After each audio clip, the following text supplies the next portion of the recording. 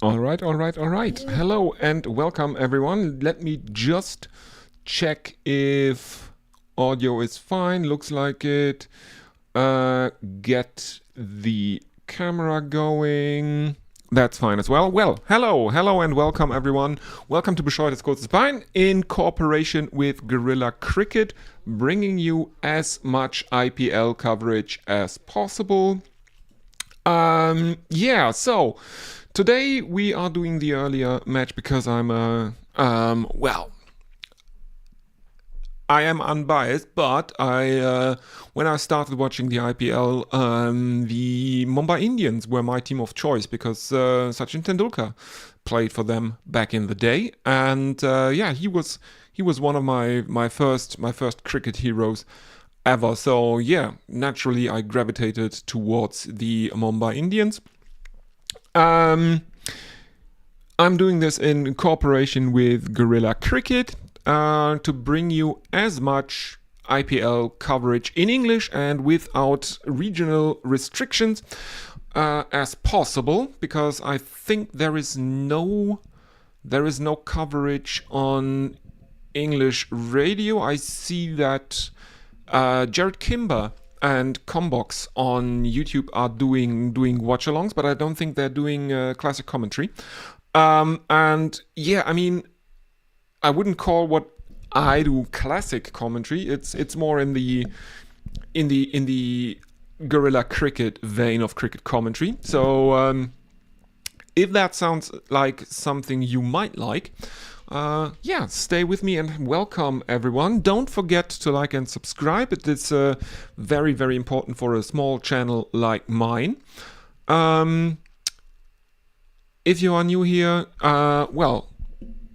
this is the first bilingual English-German YouTube channel that covers cricket, and I think it's the only YouTube channel I know that covers any cricket in German. And yeah, for something like the IPL, I'm doing English commentary. I also did some German commentary for the T20 World Cup, stuff like that.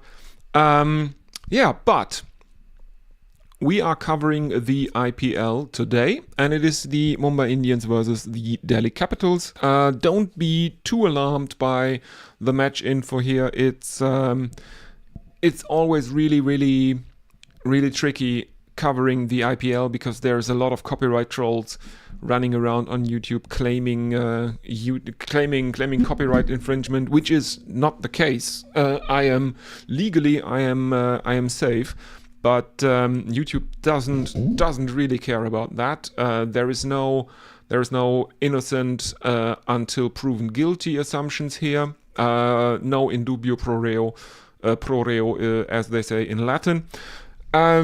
So yeah, I'm doing on the screen. I'm doing stupid jokes about the names of the teams. So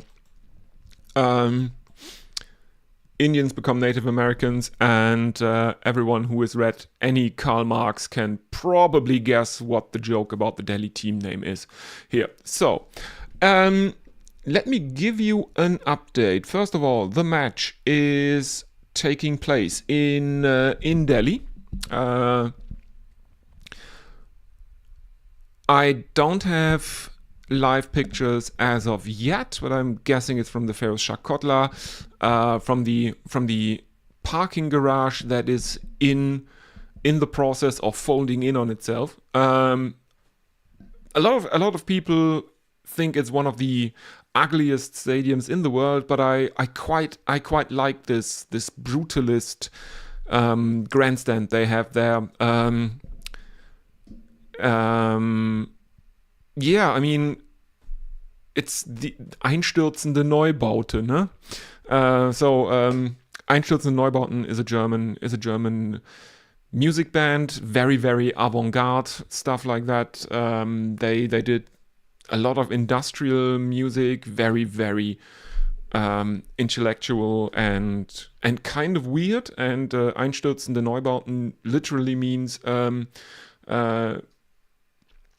new buildings collapsing in on themselves. But Yes, updates.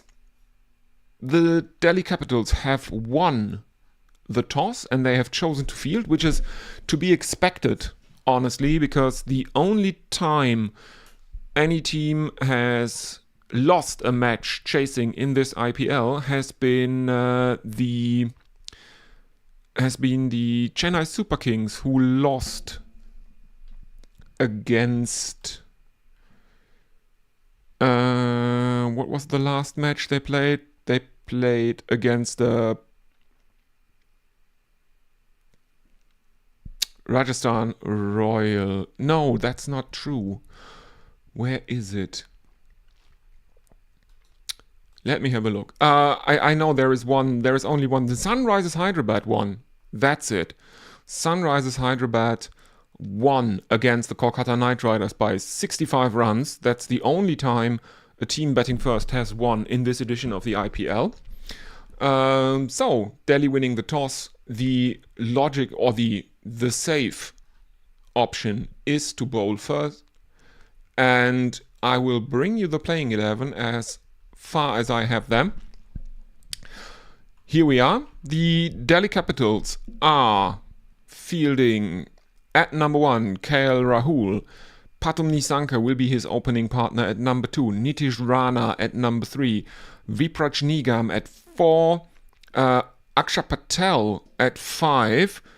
I don't know why Vipraj Nigam is at 4, because he's classified as classed as a bowler on ESPN Crick Info. Akshay Patel, the all-rounder, is at number 5. He's also the captain. KL Rahul will keep, obviously.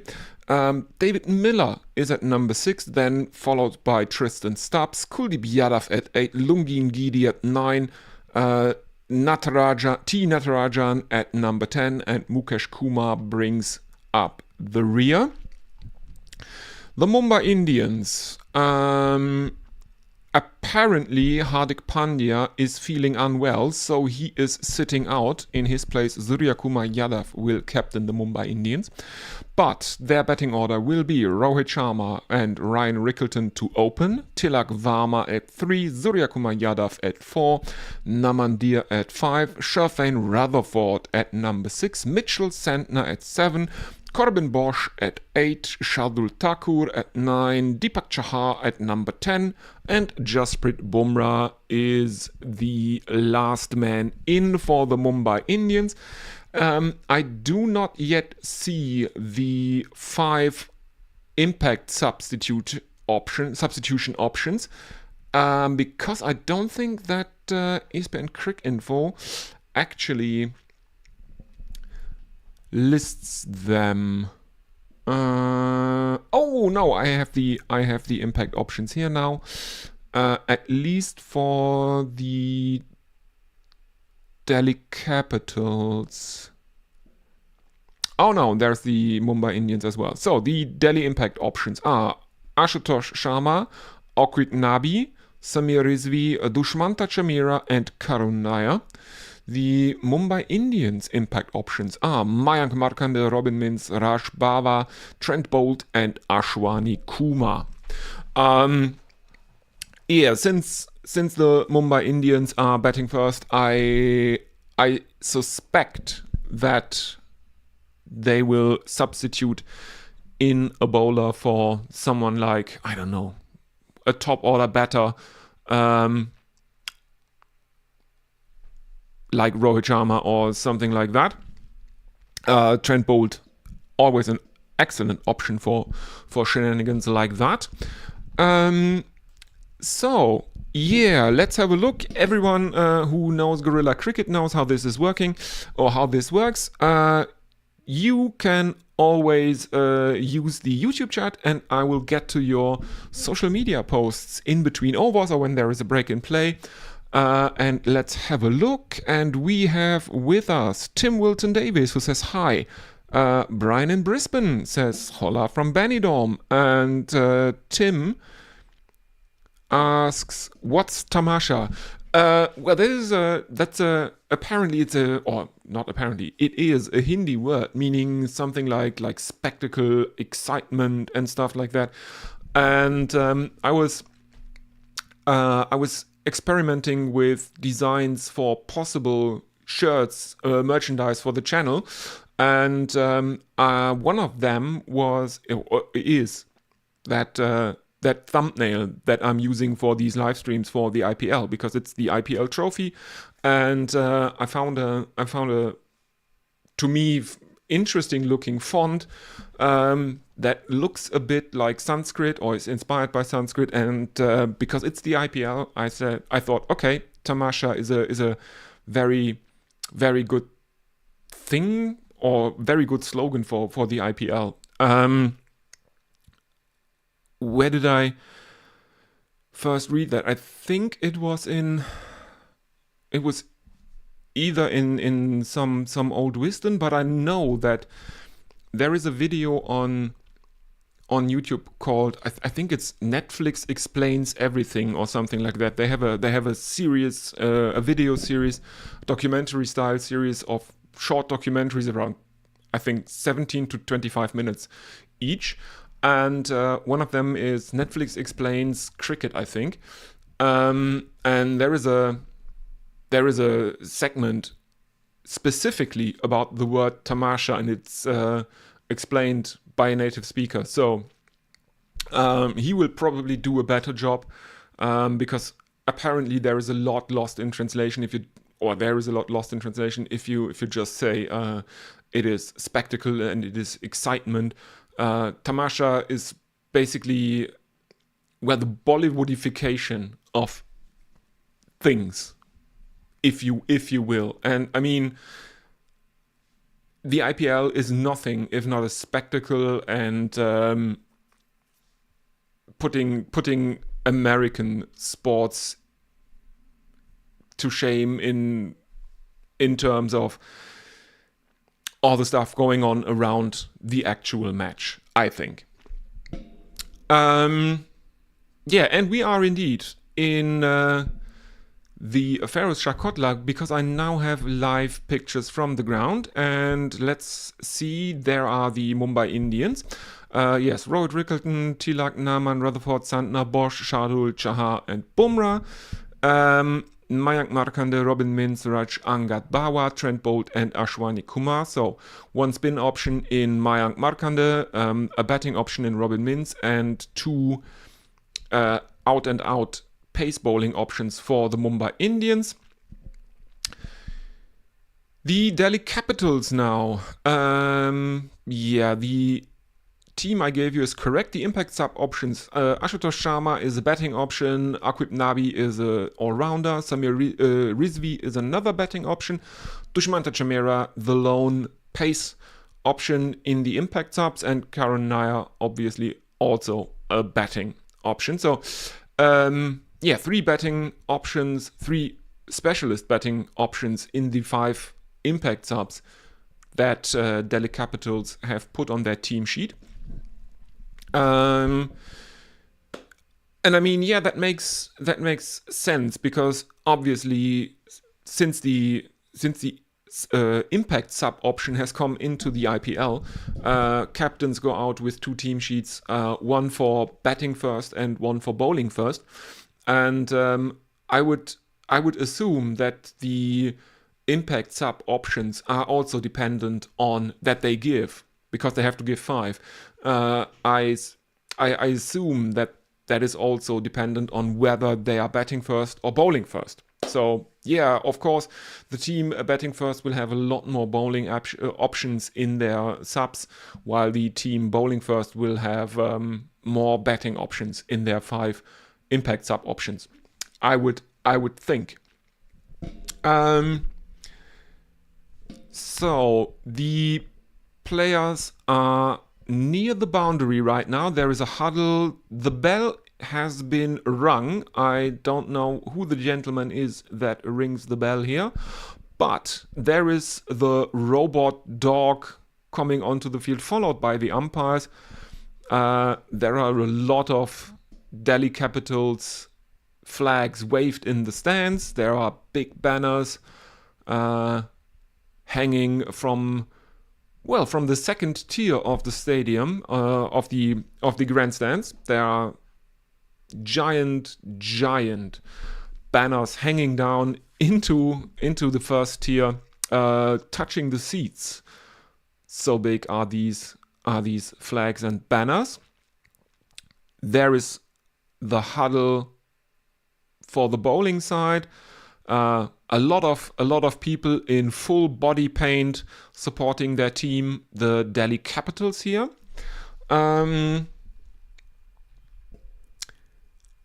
So let's have a look if something else is going on the YouTube chat.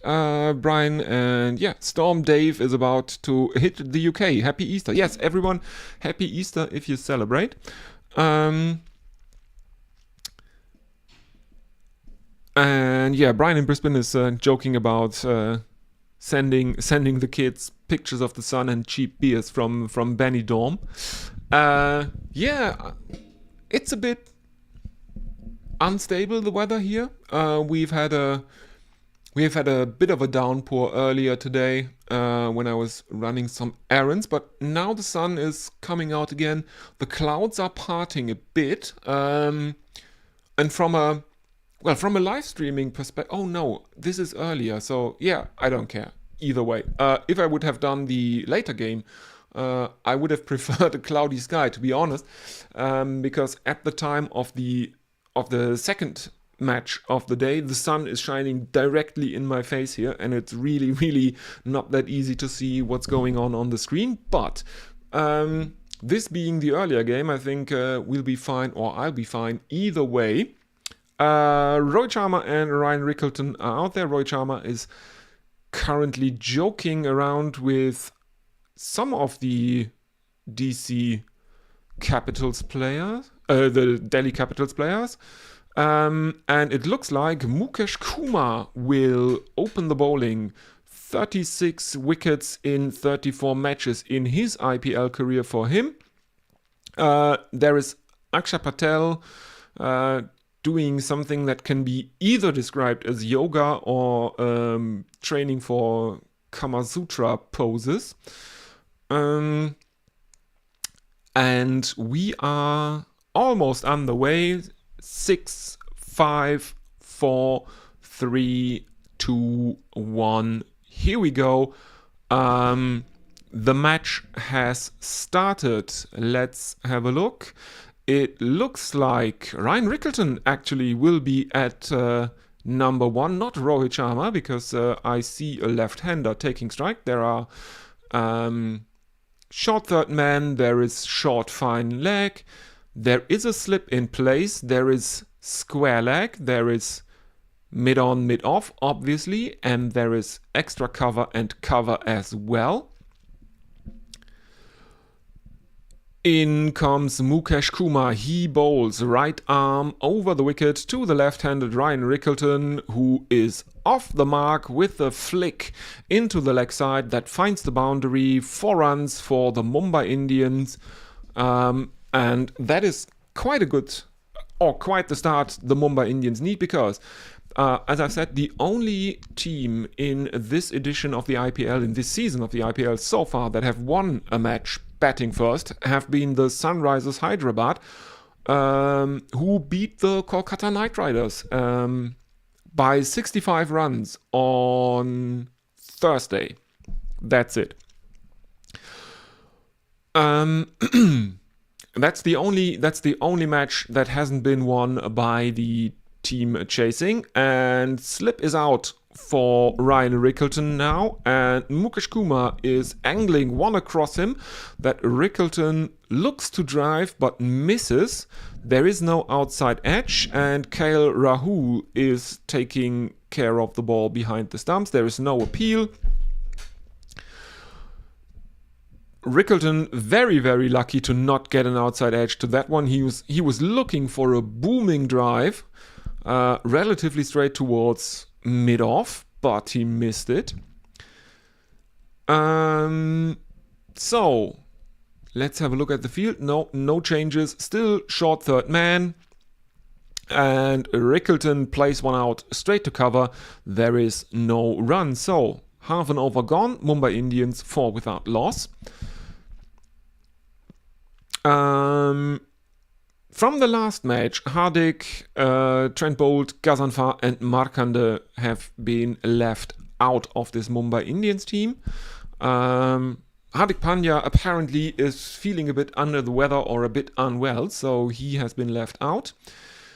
Now we are seeing the Mumbai Indians bench. There are the impact sub options again. So 1 spin option and 2 pace options, which I would suggest are that's the 3 impact subs that really matter in this match, because the Mumbai Indians will substitute in a bowler depending on how the pitch plays. They will go probably for Trent Bolt.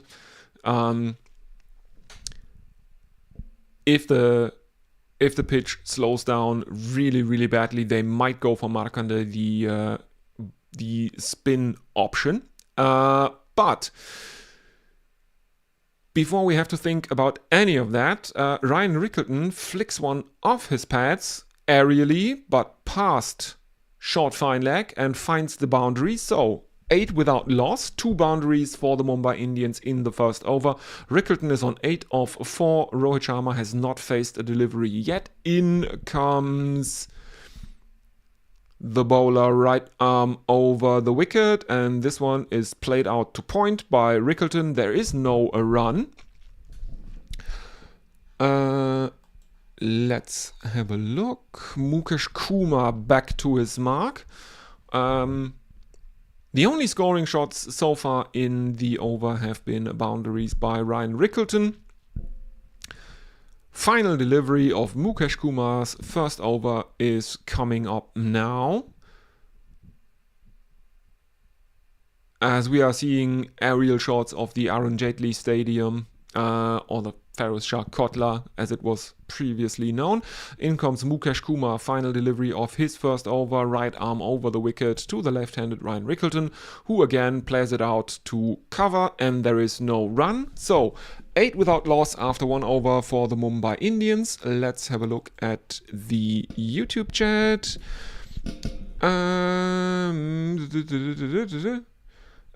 Tim Wilton Davis is giving good life advice. Don't make sure that us Germans don't move your beach towels.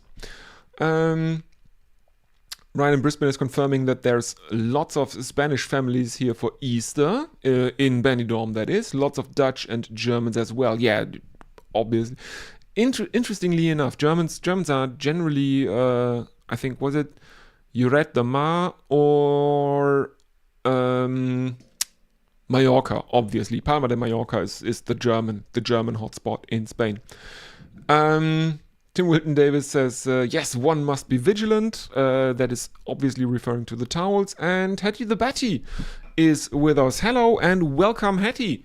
Good to have you with me, everyone. As now Lungi Ngidi is given the ball. 32 wickets in 18 IPL matches. There is a slip in for him, and he is bowling a right arm over the wicket to the right-handed Rohit Sharma, who squeezes one to the right of that first slip that's standing there, finding the boundary at third man. There was a short third man in play for Ryan Rickelton, who seems to have come out, and Rohit edges one, yes, through the vacant third man area. There is now a deep backward point boundary rider who is way off and has no chance of stopping that boundary. So 12 without loss for the Mumbai Indians. In comes Lungi Ngidi again, right arm over the wicket, and this one rises on Rohit, and he can only defend that out into the offside. There is no runs. Coming off the splice of Rohit's bat, he did not expect that to bounce quite so sharply. No run, a dot ball for the Delhi Capitals.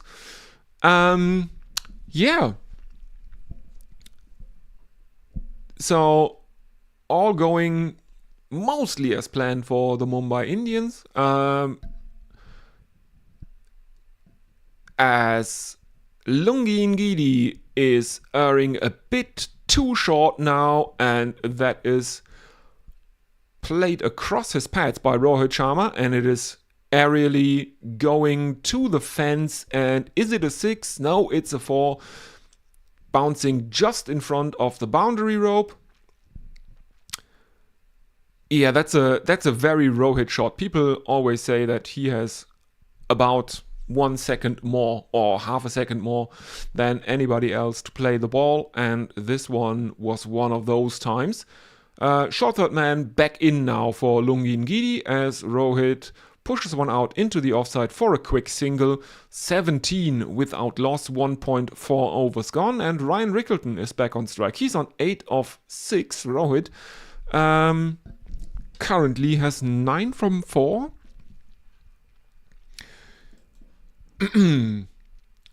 Yes, indeed. Rohit Sharma on 9 of 4. Yes. There is the Capitals bench now. As I said, 3 possible specialist batting options for their subs. Ashutosh, Rizvi and Karun Nair. Delhi Capitals have won the toss, chosen to bowl first. Lungin Gidi, right arm over the wicket to Rickleton, who pushes it out. But there is a point and there is no run, because the fielder at point just has to take half a step to his left to stop that ball. And it's a dot. There is no run. Mumbai 17 without loss. Rickleton surveying the field. One of the umpires or an official is talking to someone on the DC bench. Don't know what that is about. Final delivery of Lungin Gidi's first over. In he comes, and this time Ryan Rickleton squeezes an outside edge out into the offside, and the Mumbai Indians have run a single, 18 without loss after 2 overs. Rickleton on 9 of 8, Rohit on 9 of 4. The current run rate is 9.00. Lungin Gidi ends his first over with figures of none for 10. And let's have a look. If you are watching, please don't forget to click that like button under this live stream. That really helps me out, because YouTube is always looking for interaction and likes and stuff like that. So the videos get suggested to more people. So that would be really nice. So Mukesh Kumar is getting a second over, it seems. There is a bit of a delay here. I don't know what's going on. Some rearranging of the field is going on. And my pictures have turned into a slideshow again. Let's try that again.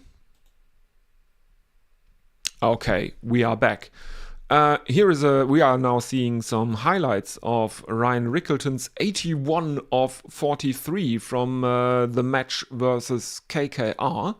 The Mumbai Indians having won their first match of the season for the first time since, I think, 2012. Funnily enough, all of their five championships have come in seasons where they did not win their opening match of the season.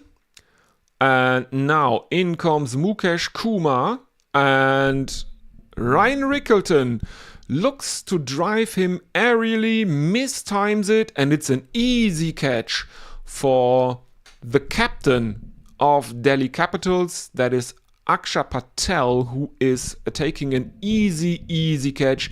Ryan Rickleton has to go, caught Akshay, bowled Mukesh for 9 of 11, and Tilak Varma is out in the middle. That's definitely not what Rickleton was hoping for after that 81 against the Kolkata Knight Riders in match number 2 of this season. So Early wicket for the Delhi Capitals. Mukesh Kumar does the damage.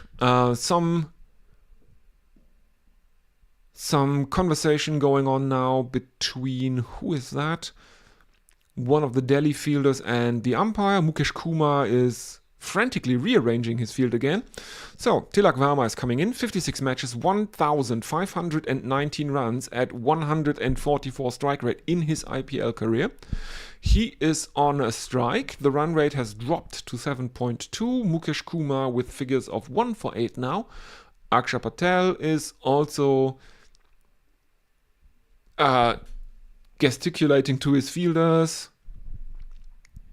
Mukesh Kumar looking very, very grumpy at the start of his run-up. In he comes now, right arm over the wicket to the left-handed Tilak Varma. Under edge for Tilak Varma, who is looking to play at that with an angled bat outside his off stump. It bounces a few times before it reaches keeper KL Rahul. And there is no run.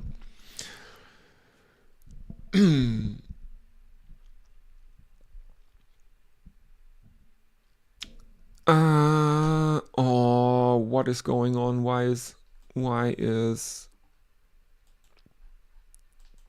the pictures are not great currently. I don't know what's going on. Apparently I have a very good connection. The upload is also looking very fine at over 10,000 kilobits per second. Anyway, Mukesh Kumar is in. There is a slip in place for him. And oh no, that's a replay of the dot ball. Why are they replaying that one? It's an under edge, and well, I mean, it's a bit like Rohit Sharma used or Virat Kohli used to play. Early in his innings, he was very, very susceptible to balls outside his off stump, and for some reason Kohli was always fishing for them. Slip in place now. Nitish Rana, I think that is, as Tilak Varma plays one straight back to Mukesh Kumar, and that is a very, very sharp chance taken by Mukesh Kumar, and Tilak Varma will have to go for a duck. Caught and bowled. Mukesh Kumar 2 for 8 his figures, and he's not even completed 2 overs yet. Tilak Varma was looking for an on drive here, and he plays it straight to Mukesh Kumar, who takes a diving, caught and bowled in his follow through, and the second Mumbai wicket has fallen. 18 for 2 now. 2.5 overs have been bowled, and the Mumbai Indians in early trouble here. That is a duck for Tilak Varma, and the stand-in captain Surya Kumar Yadav is coming in because Hardik Pandya apparently is not feeling well. He's a bit under the weather, and in his stead, Surya Kumar Yadav, his predecessor as captain for the Mumbai Indians, is back in as the skipper. Final delivery of Mukesh Kumar's second over is coming up to Surya Kumar Yadav. The right-hander now taking guards, and I presume that, yes, Mukesh Kumar is staying over the wicket. In he comes, angles one across Surya Kumar Yadav, who flicks one off his pads, and he is off the mark with the boundary to deep mid-wicket. 4 runs for the captain of the Mumbai Indians. So Richie Benaud would be delighted because it is 22 for 2. I'm sorry, I have to do that. I love Richie Benaud, but his 22 for 2 is forever one of those things I will always hear when I just see that face. Or his voice is whenever I see first Richie Benaud's face, and second 22 for 2. The only thing that would probably top that is 222 for Chu. So, interesting. Fourth over, and we have spin for the first time in the match. I think the earliest I have seen spin in an innings in the IPL this season was for the Gujarat Titans. Rashid Khan, I think, bowled the 6th over. But that was the only time I can remember off the top of my head that a team has gone to a spinner inside of the power play. And there is a single to Rohit Sharma, who plays one to mid-off. And the Mumbai Indians are 23 for 2. And Surya Kumar Yadav is back on strike. 168 matches he has played in the IPL. And he drives one out to long off. And the Mumbai Indians have taken another single. They have lost 2 quick wickets. Ryan Rickleton, after he looked like he was trying to replicate his 81 against the Kolkata Knight Riders. He was out due to a mistimed aerial drive, and then Tilak Varma basically threw his wicket away for a duck. Meanwhile, there is a dot ball followed by a single for the Mumbai Indians. So Rohit takes another single, 11 of 7 for him. Surya Kumar Yadav is back on strike, 5 of 2 for him. The run rate is below 7 now, as the Mumbai Indians are 25 for 2 after 3.4 overs. Akshar Patel coming in, left arm around the wicket, driven forcefully along the ground by Surya Kumar Yadav, but straight to the fielder at cover, and there is no run. 25 for 2. One more delivery left in Captain Akshar Patel's first over of the match. There is short third man, there is short fine leg in for Akshar Patel. And Surya Kumar Yadav inside edges one onto his own pads, and there is a sharp intake of breath from the bowler Akshar Patel, but no chance for LBW. There is a definite edge in that one. Mumbai Indians after 4 overs are 25 for 2. The run rate 6.25. Let's have a look at the YouTube chat. There is a lot of Happy Easter going on. Good to have cricket on in April day, says Hattie the Batty. Yes, indeed. And there's also a county championship is going on. Brian says, I'm getting better at Richie. Thank you very, very much. And Hattie says, the lovely Richie B, it's getting very dark indeed. Cracks me up every time. Yes. Morning, everyone. Out of the into the confectionery stall and out again.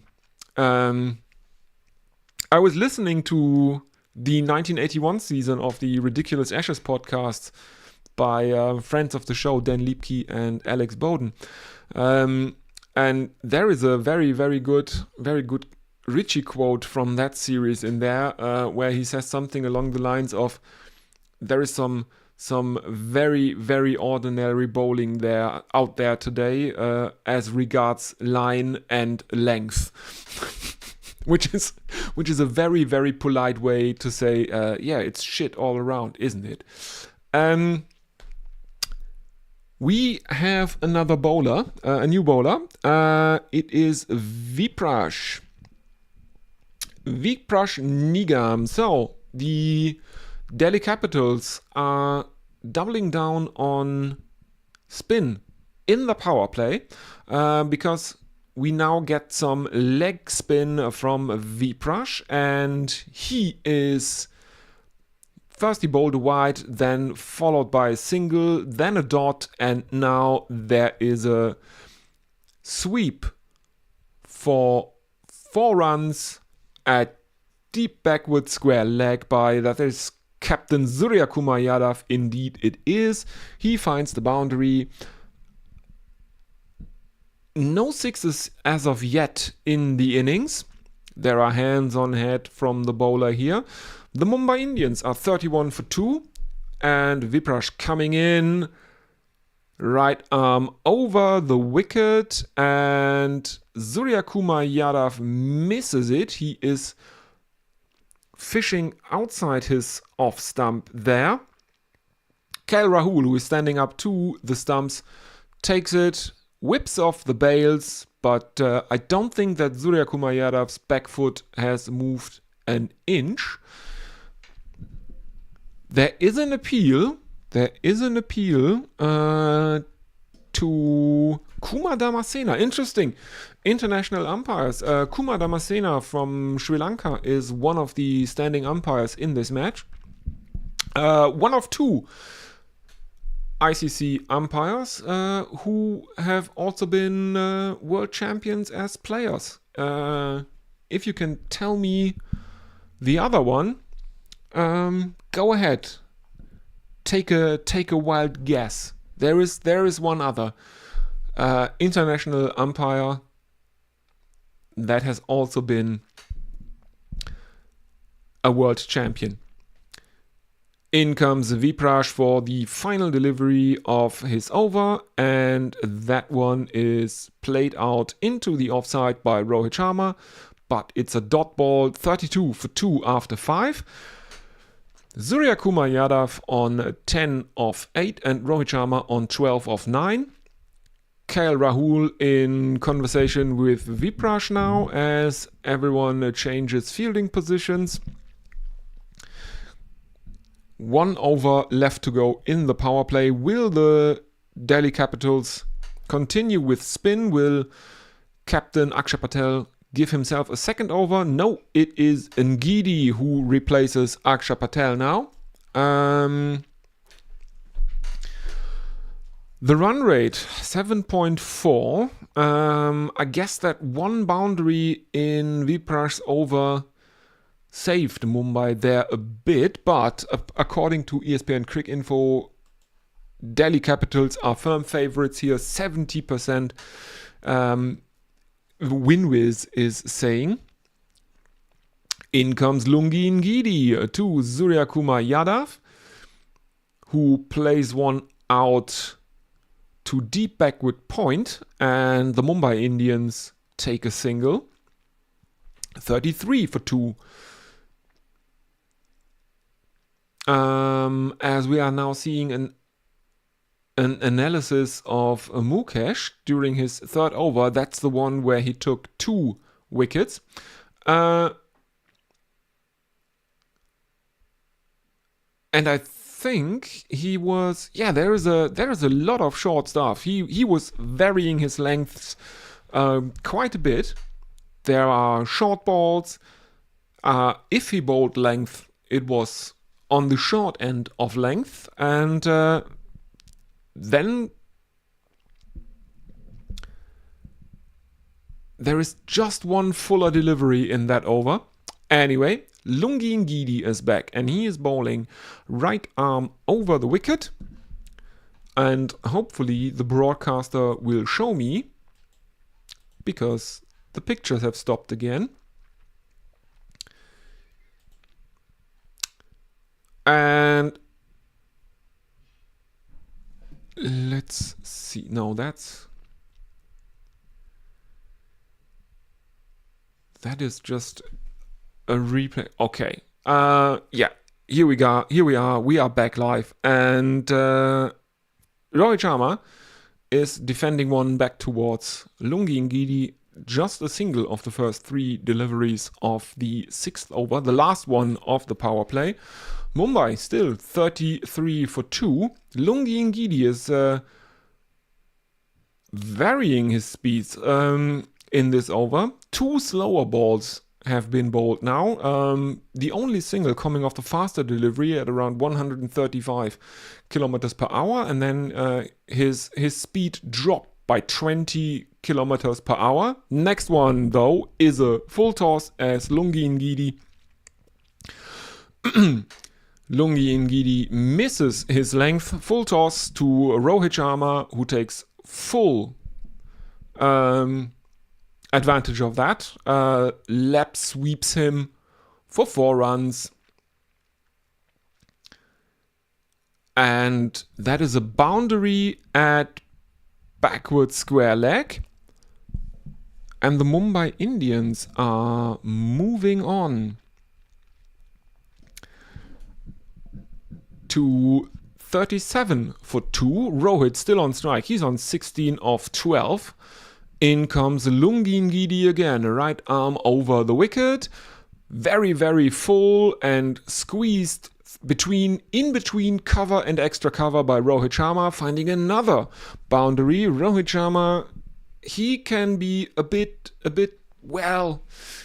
flighty, a bit unsure for probably the first 10 deliveries he faces in a T20 innings, but he has now faced those 10 balls. He's a bit wobbly at the start of his innings, or can be a bit wobbly, but if he gets in, he tends to make it count. Final delivery is played out straight to Akshay Patel at cover, who stops it. There is no run. 6th over gone. And that 6th over brought the Mumbai Indians 9 runs. Rohit Sharma is on 20 of 14. Surya Kumar Yadav at the other end on 11 of 9. Lungi Ngidi ends his 2nd over with figures of none for 19. Oh yes, the weather at the ground. I'm looking at that. The weather at the ground. It looks as pleasant as a Delhi day can look. I would guess.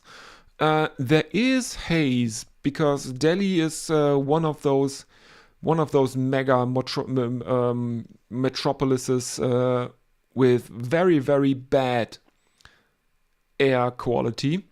They haven't shown any air quality stuff on the screen right now. Let's have a look at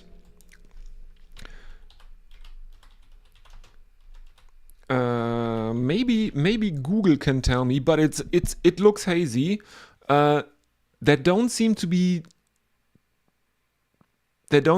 clouds. Doesn't look like it. You can see the shadows of the players very, very clearly and well defined, but it all looks a bit hazy because of because of the air quality. There are some clouds around apparently, but so far the weather looks okay. There is probably no chance of rain. That was the case the last time I did a match here when the Punjab Kings beat the Gujarat Titans, where there was constant drizzle in Mohali, but the match did go ahead. And we have a 2nd over for Vipraj, and Surya Kumar Yadav starts it with a couple of runs, then takes a single, bringing Rohit back onto strike, and the Mumbai Indians are 44 for 2 after 6.2 overs. I can see the shadows of the players very well, so looks good as of now. Mistimed shot by Rohit that loops up a bit towards short third man. That is Mukesh Kumar who is fielding there, but the ball bounces in front of him. Mukesh Kumar has to come run in, and Mumbai Indians run a quick single, steal it basically. 45 for 2, and Vipraj has Vippy as his name on the back of his shirt, which I find quite funny. I have to admit.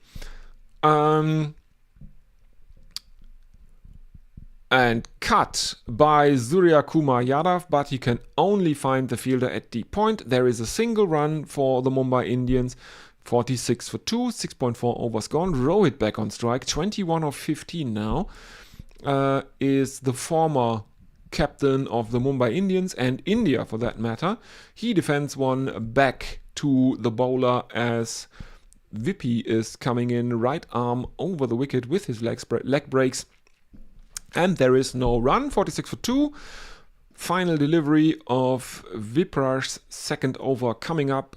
Figures of none for 12 thus far for him. In he comes, loopy delivery, lofted drive from Rohit as Viprash gets his length a bit wrong. It's in the slot and Rohit gets his bat under it, and that is the first 6 of the innings, the first 6 of the match over long on. 52 for 2 after 7, the Mumbai Indians now. Let's have a look at the live chat. Talked about the weather. Brian says Northamptonshire is playing Lancashire today at Northampton County Ground. It would have been great to be there today to see Sir James Anderson bowling. Yes. Also, interestingly enough, I think someone was talking about that yesterday on Blue Sky. This was the first time. Yesterday was the first time that a county team actually published their playing 11 for a county championship match first on Blue Sky before anywhere else. Which I find it's an encouraging sign, as Akshay Patel is continuing. He is giving himself a second over. He comes in left arm around the wicket to the right-hander Surya Kumar Yadav, who goes down on one knee to sweep Akshay Patel powerfully. And that is another 6, this time over fine leg from the captain, Surya Kumar Yadav. 59 for 2 suddenly. In comes Akshay Patel again. And this time Surya Kumar Yadav flicks him into the leg side. There is a single. Rohit takes another single and Surya Kumar Yadav is back on strike, bringing up the 60 for the Mumbai Indians. Surya Kumar 22 of 14. In comes Akshay Patel, played out to mid-off by Surya Kumar Yadav, and another single is jogged by the Mumbai batsman, 61 for 2.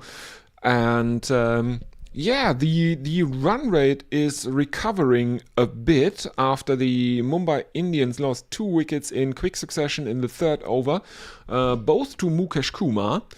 And Rohit can only push out Akshay Patel to the fielder at extra cover. There is no run.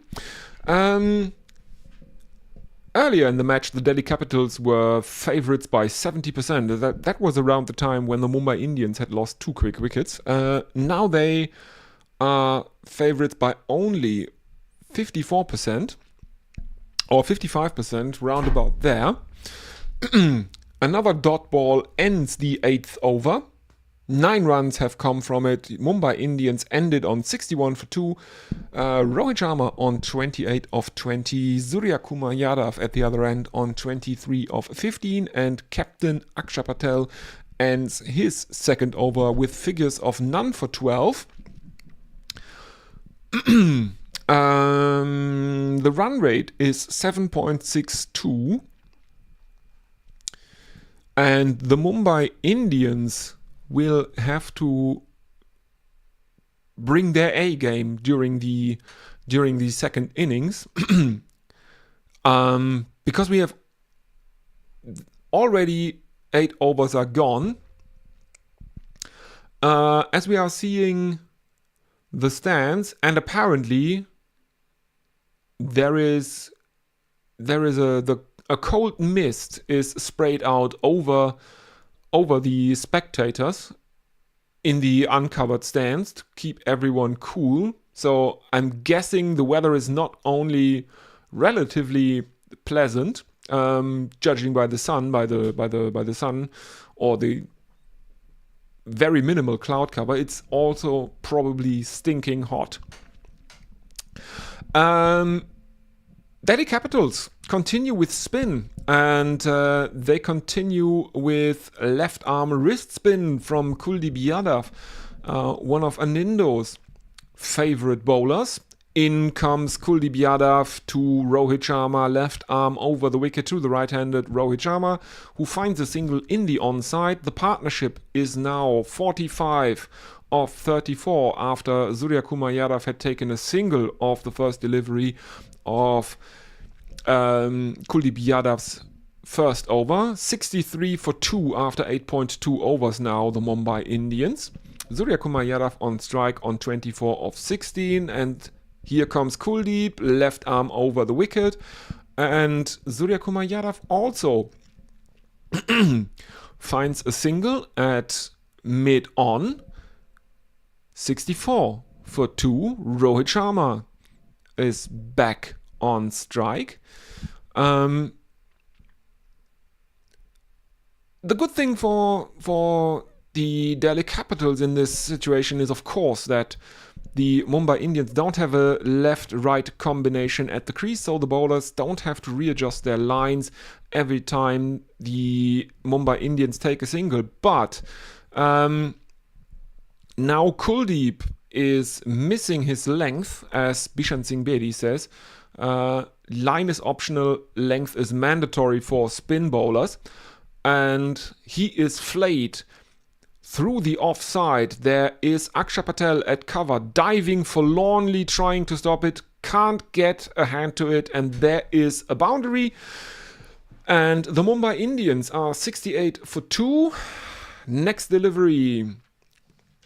There is an appeal for caught behind, and with 3 minutes on the DRS timer, Akshar Patel is challenging the not out call that has been given on the field by umpire Kumar Damasena.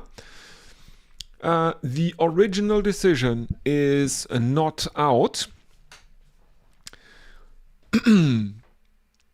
It is challenged, and we are looking. Rohit has come down on one knee, looking to sweep Kuldeep Yadav, and there is an appeal for caught behind, but I guess they must have heard a sound, but there is probably a spread hands width between bat and pad the time the ball passes the bat. I don't think there will be any sound on Ultra Edge. No, there is no sound on Ultra Edge. It then probably hits Rohit's. Yes, it hits Rohit's pad, but it hits Rohit's pad, I think, outside of leg stump. And I don't think that Delhi Capitals will keep their review. No contact with the bat. Yeah, I think the ball went off his pad when Rahul grabbed it, but I don't think that there is any chance for LBW. No, indeed there is not. And Kumar Damasena gives the signal that the review is lost and that the batsman is not out. Yeah, let's have a look at YouTube. Oh no, there is one more delivery left in the over. So, final delivery of Kuldeep Yadav's first over. Capitals lost their review. Mumbai still have 2 available, 68 for 2.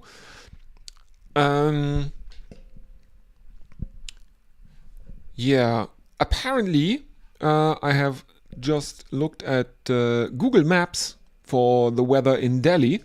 Apparently Google thinks it is cloudy. It doesn't look cloudy, but it looks hazy.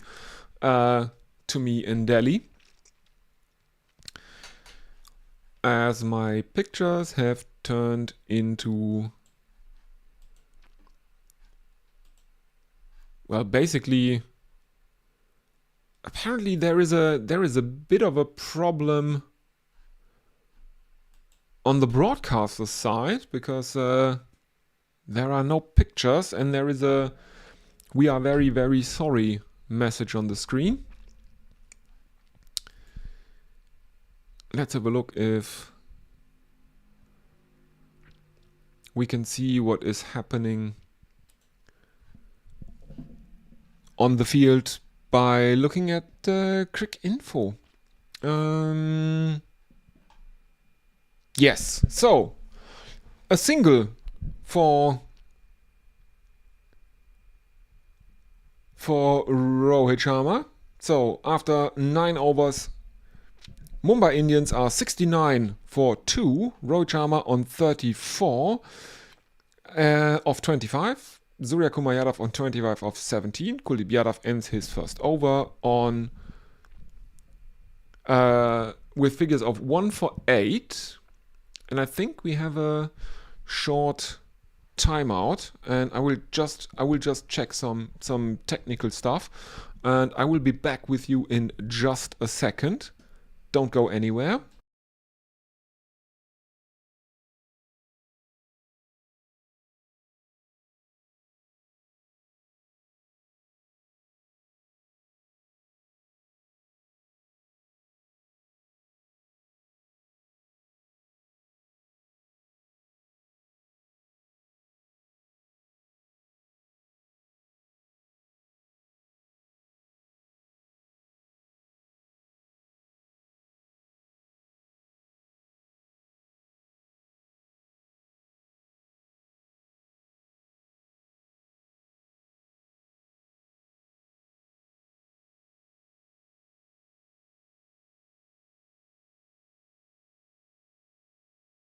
Yeah, apparently the broadcaster is having some problems, because that was not 2.5 minutes of timeout, but it looks okay. I don't know what the problem is on my side.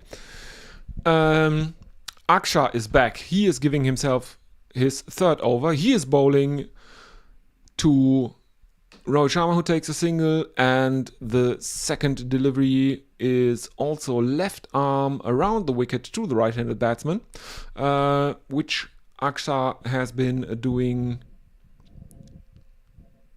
exclusively so far this match, I think. Another single.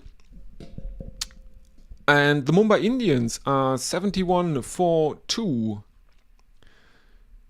Rohit Sharma is on strike.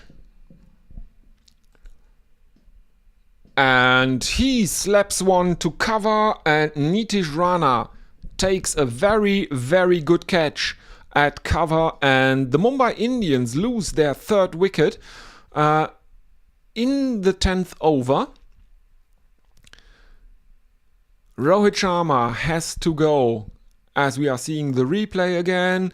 He slaps one hard to cover, and Nitish Rana is standing inside the circle, very, very close to the pitch, and he jumps up straight into the air and clings on to a very, very tough chance with both hands, and Rohit can't believe what he has done.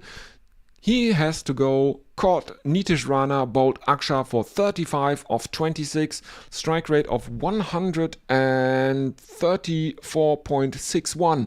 That means we will see Shafane Rutherford for the Mumbai Indians. Is it the first match of this season for Shafane Rutherford? I think it might actually be.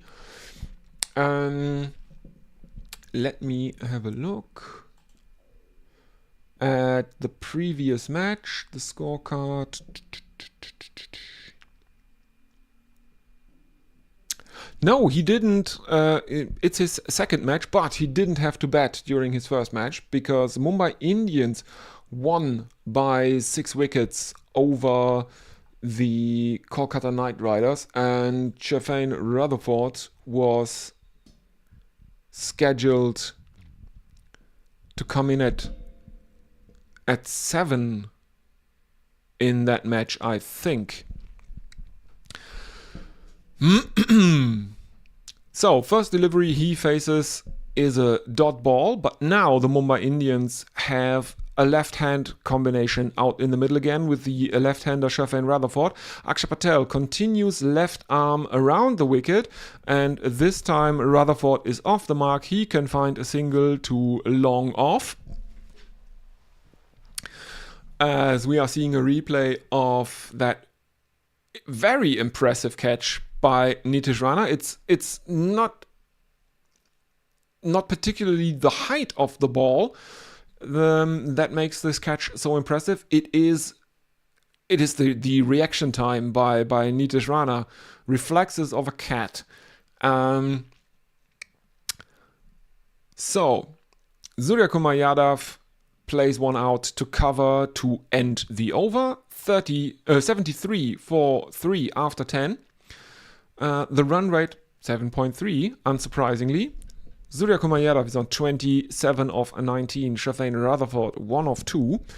And let's have a look at the YouTube chat. Brian says, thanks for the weather report.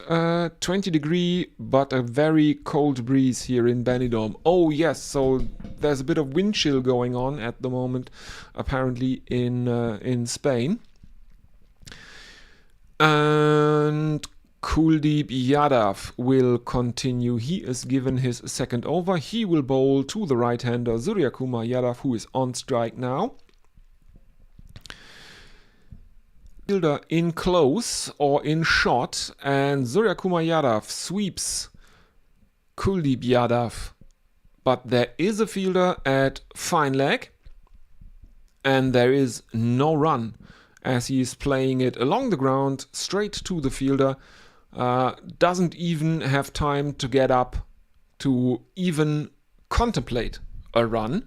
Here, Captain Surya Kumar Yadav, who is standing in for the unwell Hardik Pandya, as Kuldeep Yadav continues left arm over the wicket to the right-hander, and there is a single to mid-wicket by Surya Kumar Yadav.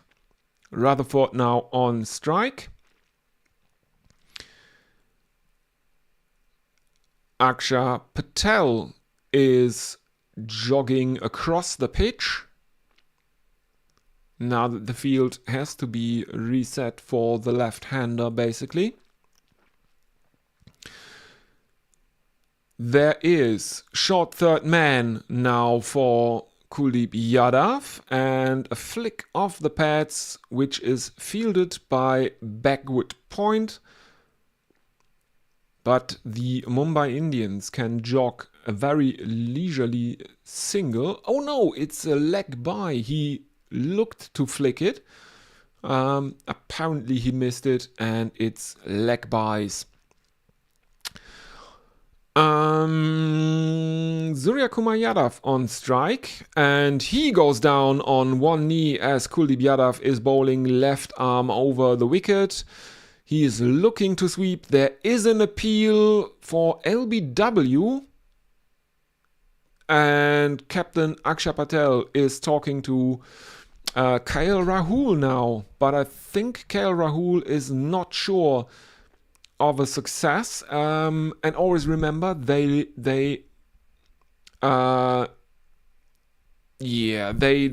the review already, and now we are seeing the replay, and it's a good thing that KL Rahul convinced his captain not to waste the other review, because it was pitching outside leg, the impact was outside leg.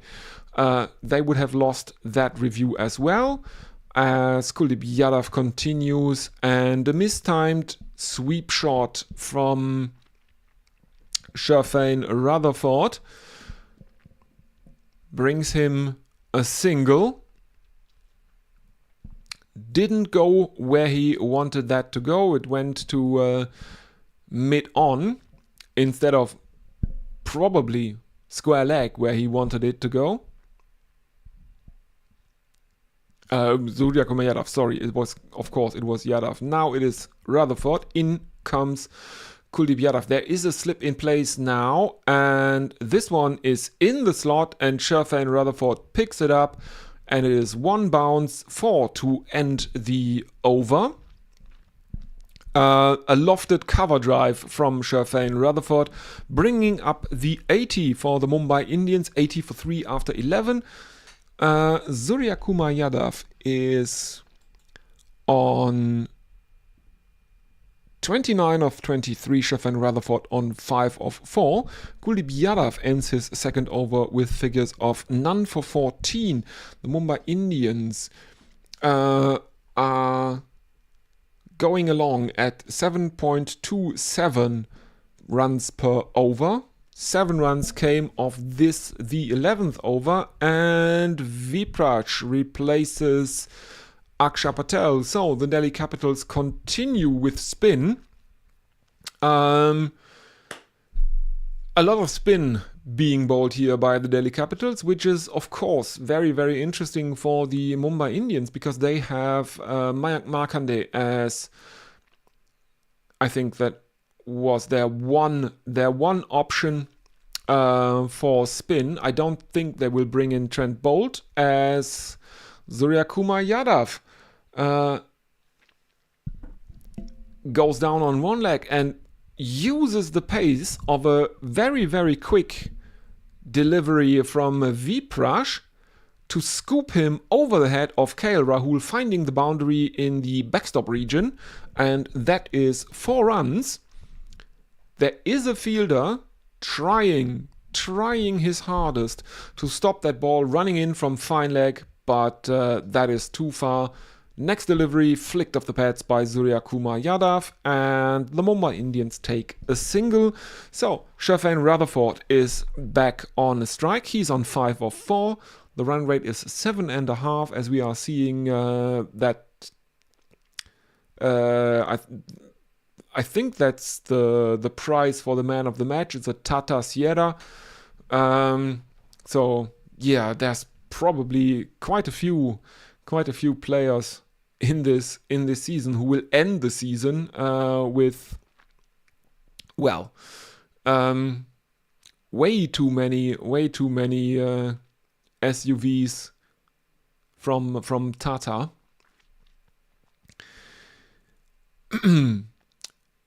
Third delivery of the over from Vipraj to Rutherford.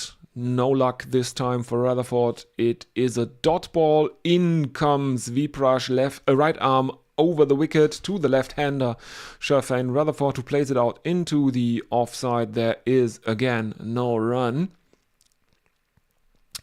85 for 3. Rutherford has to get a move on here. This looks like a 170 total. And down on one knee goes Rutherford. It is high. Is it long enough? No, it is not. He is out, caught at the boundary. And the catcher is Mukesh Kumar, who has been involved thus far in three of the 4 Mumbai wickets to fall. It was very, very high. It was taken about 20 centimeters from the boundary, but it was so high that the fielder had no problem just taking the catch. Didn't have to run. There was no danger of stepping onto the boundary rope. And Sherfane Rutherford goes, caught Mukesh Kumar, bowled Vipraj Nigam for 5 of 7 with a strike rate of 71.42. Very, very close to the ropes, but Mukesh Kumar takes a very, very safe catch. And that brings Namandir out into the middle. So 2 right-handed batsmen out for Mumbai in the middle now.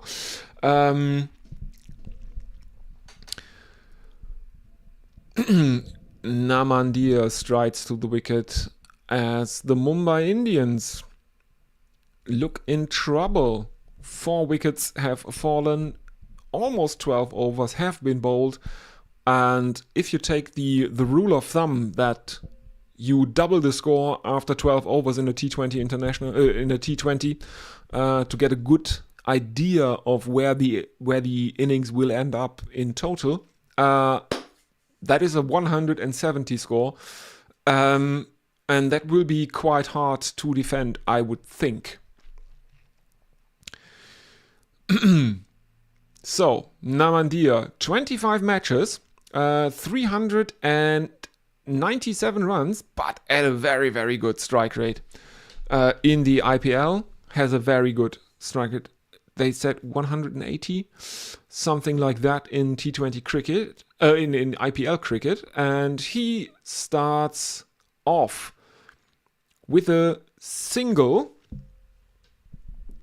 So that means the 12th over has gone for 6 runs. It has brought Delhi Capitals 1 wicket, that of Shafane Rutherford. And the Mumbai Indians ended on 86 for 4. So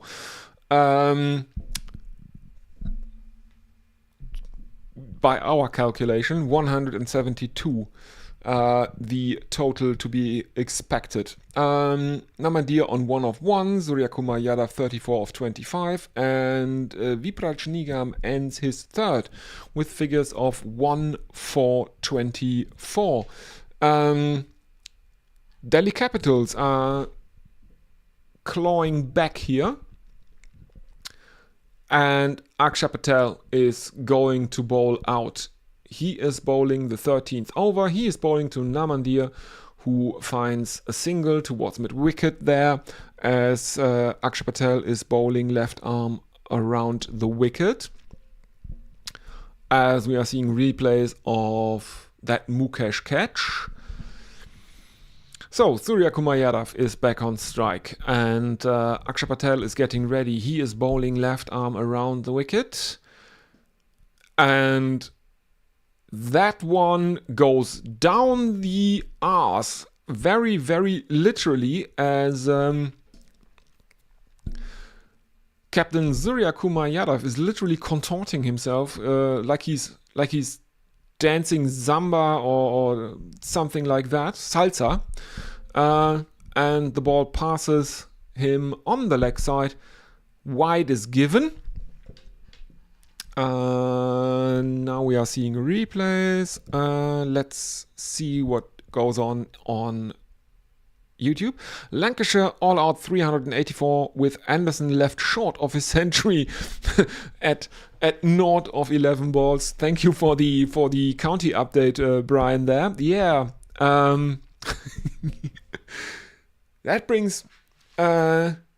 That also brings to mind Richie, because famously Richie once said, and what was it?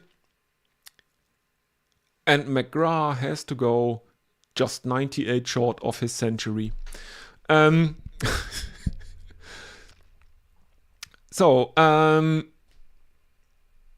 there are some singles being whacked around here, then another dot ball for Akshar Patel, as Mumbai Indians bring up their 90 for 4, and Akshar Patel continues left arm around the wicket.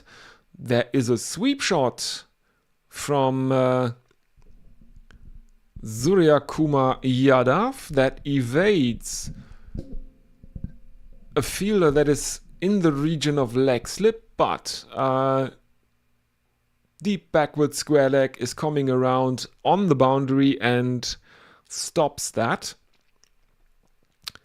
So the Mumbai Indians take another single. Then Namandir finds another single towards long on, and that ends the 13th over. 6 runs coming off the 13th. Mumbai Indians 92 for 4, and Natarajan is brought on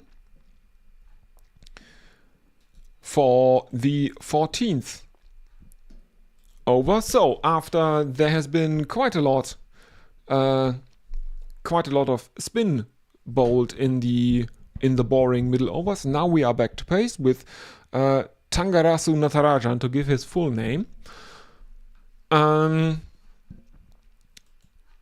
And he will bowl to Namandir, who averages 26.26. And he finds the boundary first up at long on, and Mumbai Indians are 96 for 4 after 13.1 overs. Namandir moves on to 8 of 5. That's a very, very good on drive here from Namandir. Doesn't miss Natarajan in his follow through by all that much. In comes Natarajan, left arm over the wicket to the right-handed Namandir, who can't get a run. It's off the bottom edge and it goes to point from Namandir here. Second delivery, dot ball, 96 for 4 still the Mumbai Indians. And Natarajan is coming in again, left arm over the wicket.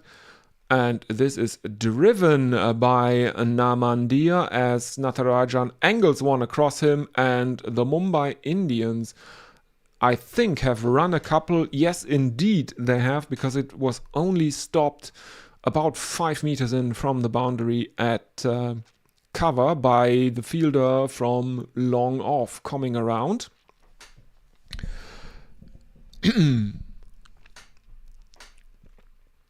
As we are seeing replays of the couple of runs they have taken. 98 for 4.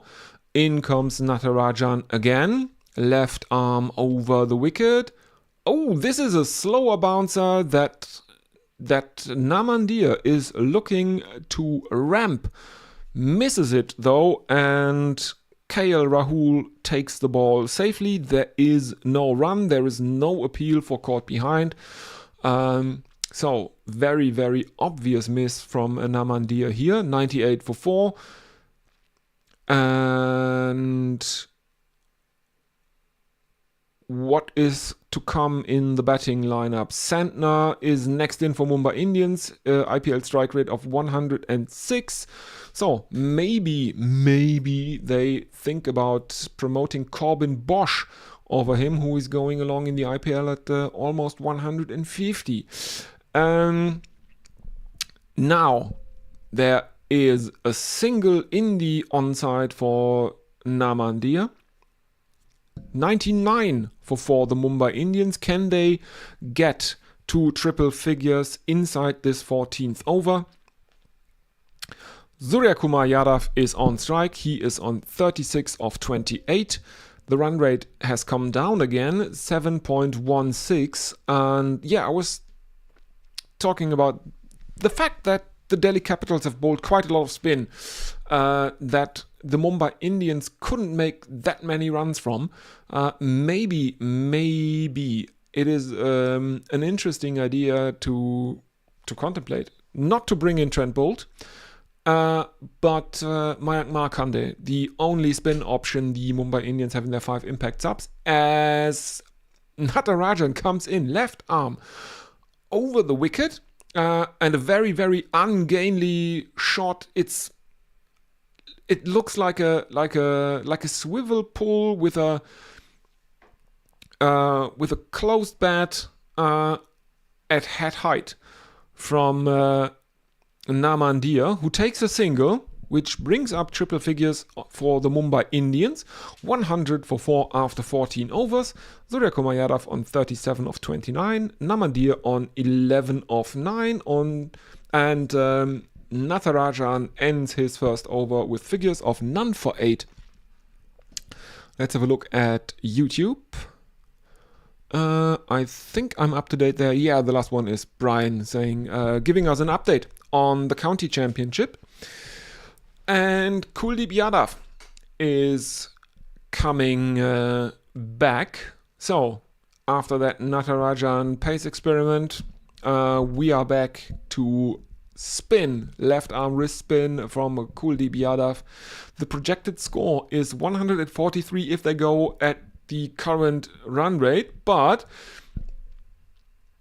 they might start to accelerate now because Kuldeep Yadav is digging one in a bit too short as he is bowling left arm over the wicket to the right-handed Suryakumar Yadav, who takes one step down the track, gets his bat under the ball and smashes Kuldeep Yadav straight over his head for 6 runs.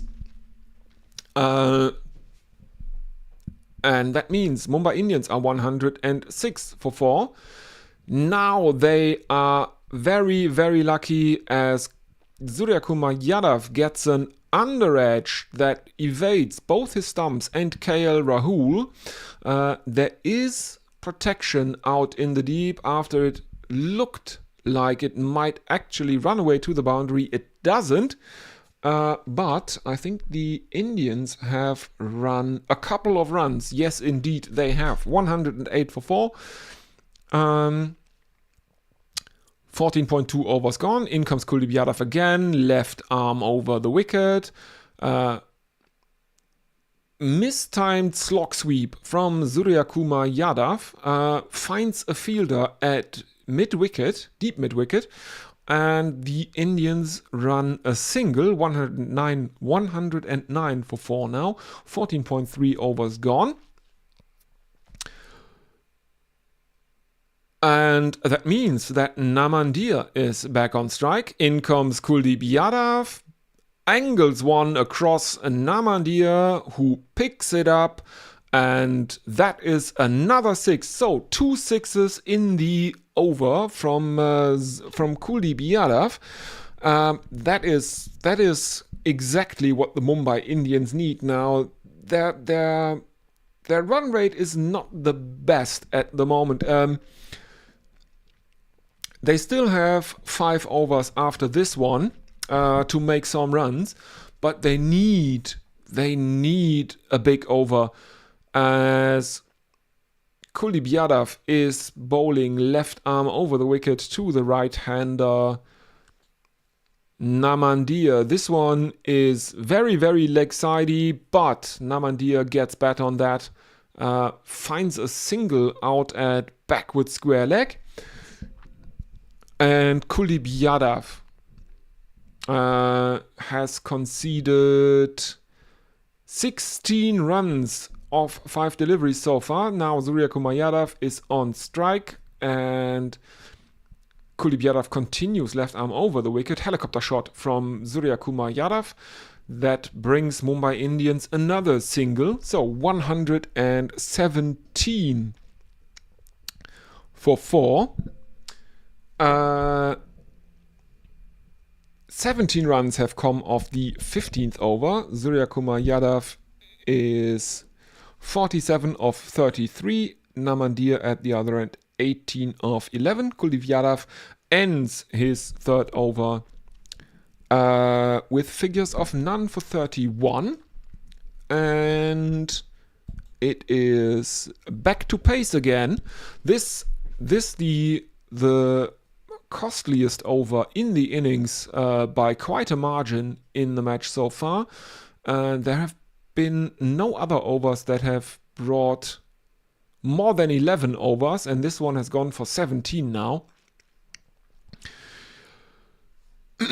So that is quite a turnaround for the Mumbai Indians. Ngidi gets the third over. He is facing Suryakumar Yadav, who is on 47 of 33. So there is a chance for a half century for the stand-in Mumbai captain as Ngidi bowls. And this one is wide, very, very wide outside the off stump. It is given as a wide on the field. Are they challenging it? It looks like no. I don't think they are challenging it, but because you can nowadays review a wide call but they're not doing that. Ngidi continues, right arm over the wicket, full toss, and this is just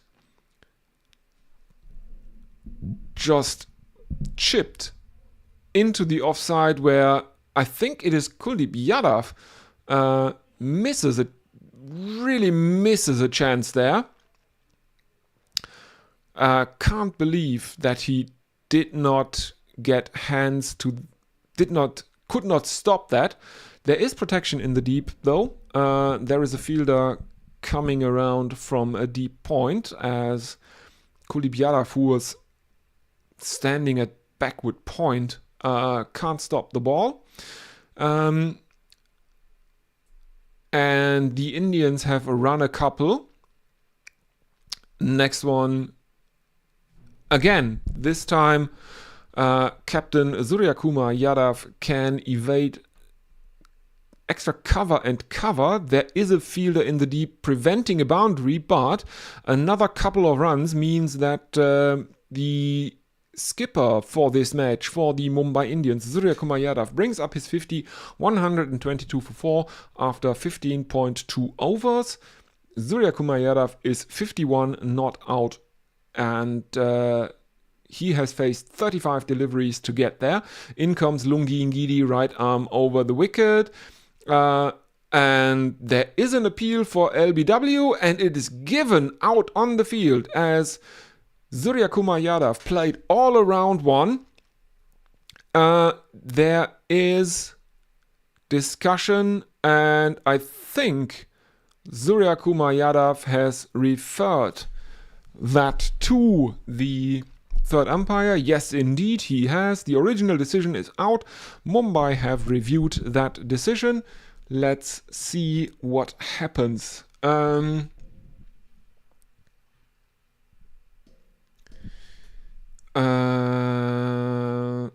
He is hit on the right thigh, so the back foot, but height might be an issue here.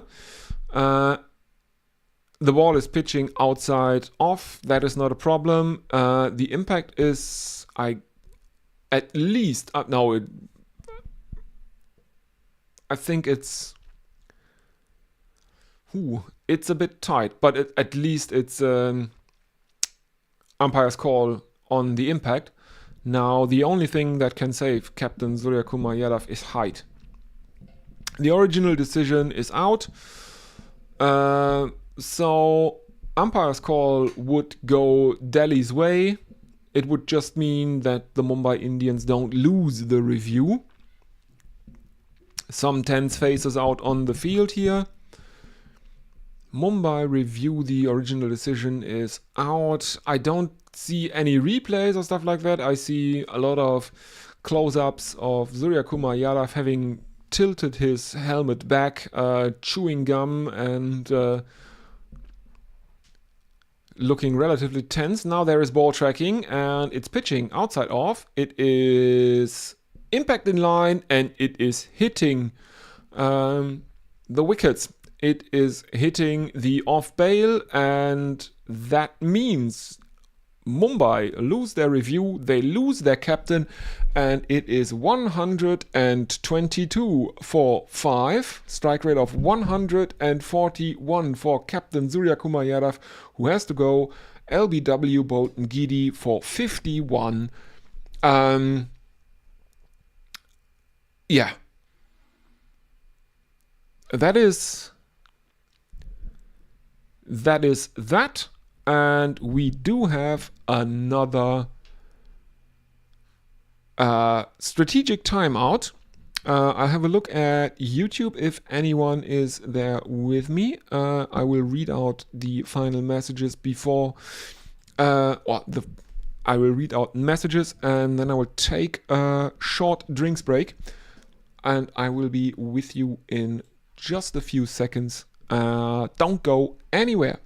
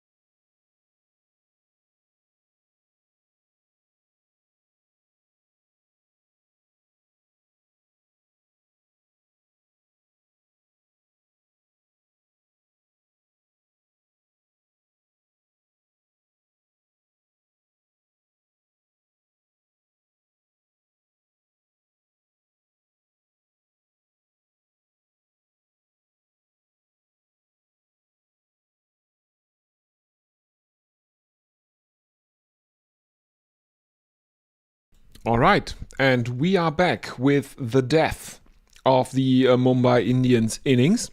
Mitchell Santner is indeed brought in at number 7 for the Mumbai Indians. First delivery he faces from Lungi Ngidi, who is continuing a right arm over the wicket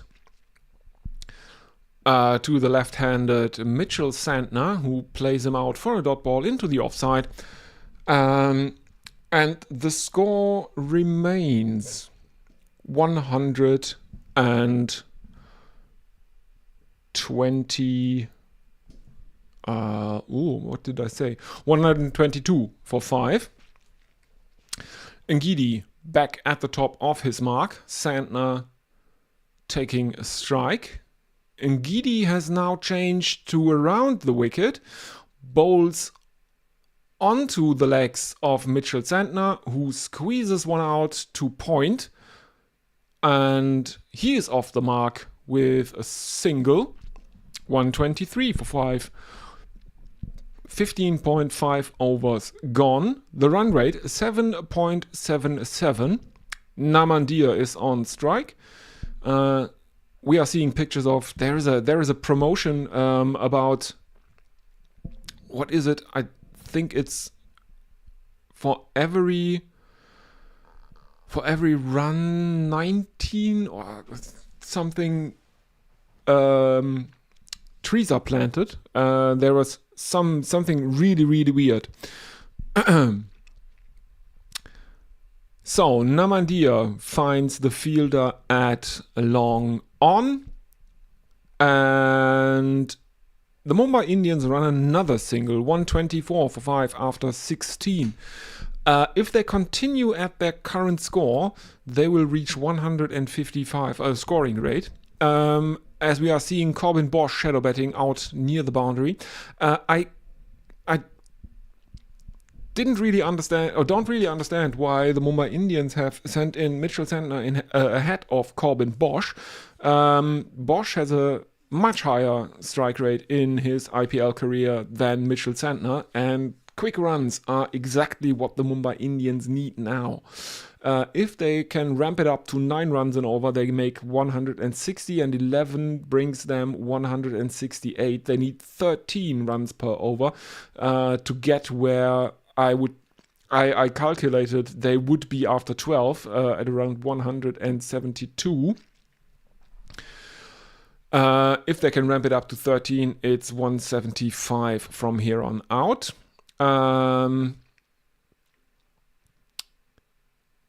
So Namandir is taking strike. He is being bowled at by Natarajan, and Natarajan pitches it around off, driven to long on by Namandir for a single, 125 for 5. And now we have duel of left arm versus left hand, as Namandir is bowling left arm over the wicket to Mitchell Santner. That is a full toss that is driven aerially by Mitchell Santner to long off, but there is a fielder out there, so the Mumbai Indians are kept to a single.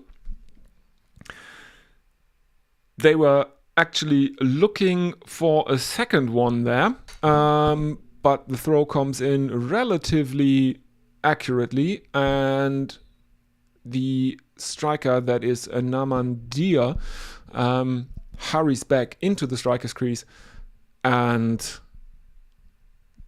yeah, that's just a single.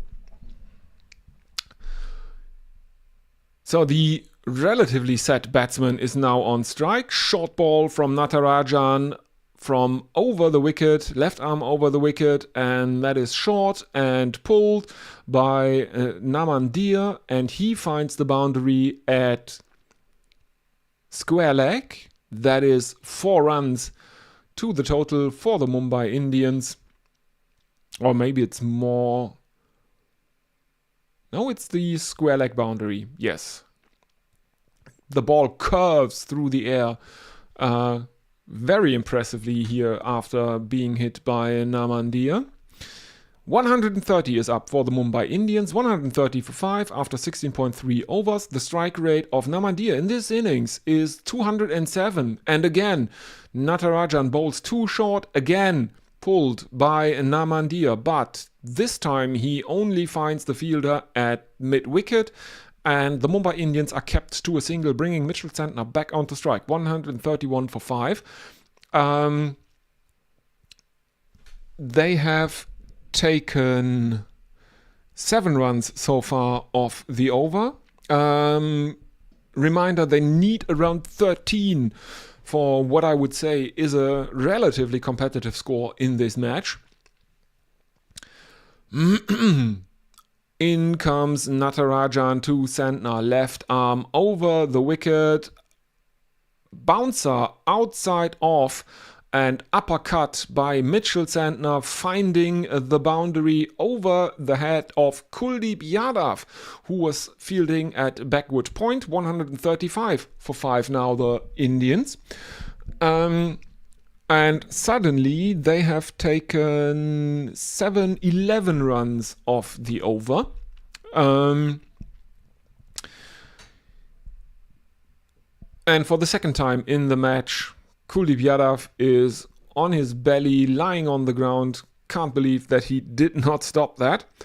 Final delivery of the 17th over, Namandir, and again digs it in short. This time Santner pulls, but he can only find the fielder at mid-wicket, and that is another single. So the 17th over brings 12 runs for the Mumbai Indians, 136 for 5. The current run rate is 8. Mitchell Santner is on 7 of 5. Namandir on 25 of 15. Natarajan ends his second over with figures of none for 20. Let's have a look at the live chat. Looks like I am up to date on there. And I think we will see Lungi Ngidi get another go at the Indians. Indeed, Lungi Ngidi will bowl out. Currently, he has figures of 1 for 26 from 3 overs. And Santner is on strike, the left-hander.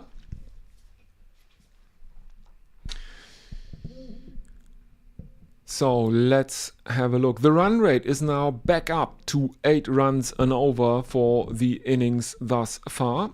In comes Lungi Ngidi, right arm around the wicket, and this is jammed out towards long on by Mitchell Santner, but it is fielded by Lungi Ngidi, who hairs after it. Can't prevent the Mumbai Indians from taking a single run. Lungi Ngidi currently in second place on the Purple Cap leaderboard, which is for the highest wicket taker. He has 4.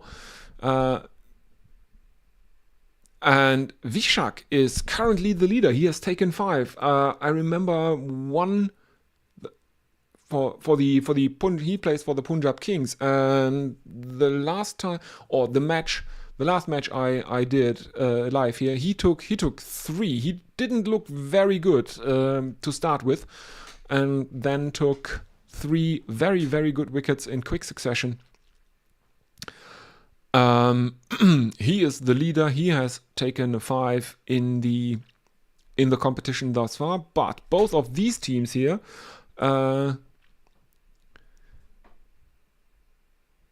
well, Lungi Ngidi could get there this time because this is his second game. Vishak has played 2 already.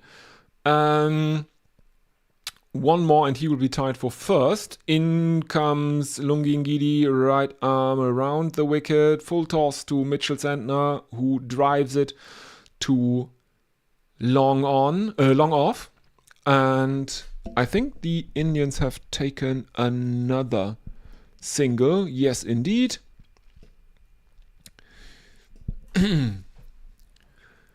As we are seeing an ad break for the second match of the day. The Gujarat Titans will play the Rajasthan Royals later today. And very quick Yorker here from Lungi Ngidi, who is bowling a right arm over the wicket to the right-handed Namandir. There is a bit of a discussion between Lungi Ngidi and keeper KL Rahul if there is any chance of LBW, as Namandir got his bat down just in time, I would think. Yes, indeed, there is an inside edge that he plays onto his own toes. That must have hurt. No review, but a dot ball, so only 3 runs from this 18th over so far. 139 for 5. Lungi Ngidi, right arm over the wicket, very, very wide outside the off stump, and played with an angled bat by Namandir out to cover. And there is a single. 140 is up for the Mumbai Indians. 140 for 5. One more delivery left in the 18th over. Mitchell Santner is on strike. He is on 9 of 7. Namandir is on 27 of 8. The run rate has dropped a bit again. 7.85 now. Lungi Ngidi figures of 1 for 30. And the final delivery of his day is another full toss outside off to Mitchell Santner, the left-hander, who drives Lungi Ngidi to cover, finds the boundary. There is no protection there. There's no fielder to be seen anywhere near cover for the Delhi Capitals here, and that brings the Mumbai Indians 4 runs. 144 for 5, 8 runs off the over. Santner on 13 of 8, Namandir on 27 of 18. Lungi Ngidi ends his day with 1 for 34. The run rate is back up to 8. The last 30 balls have brought 52 runs, 1 wicket, and Mumbai Indians have 2 overs left to make the best of very tough conditions. It seems it's not a batsman's paradise, it seems.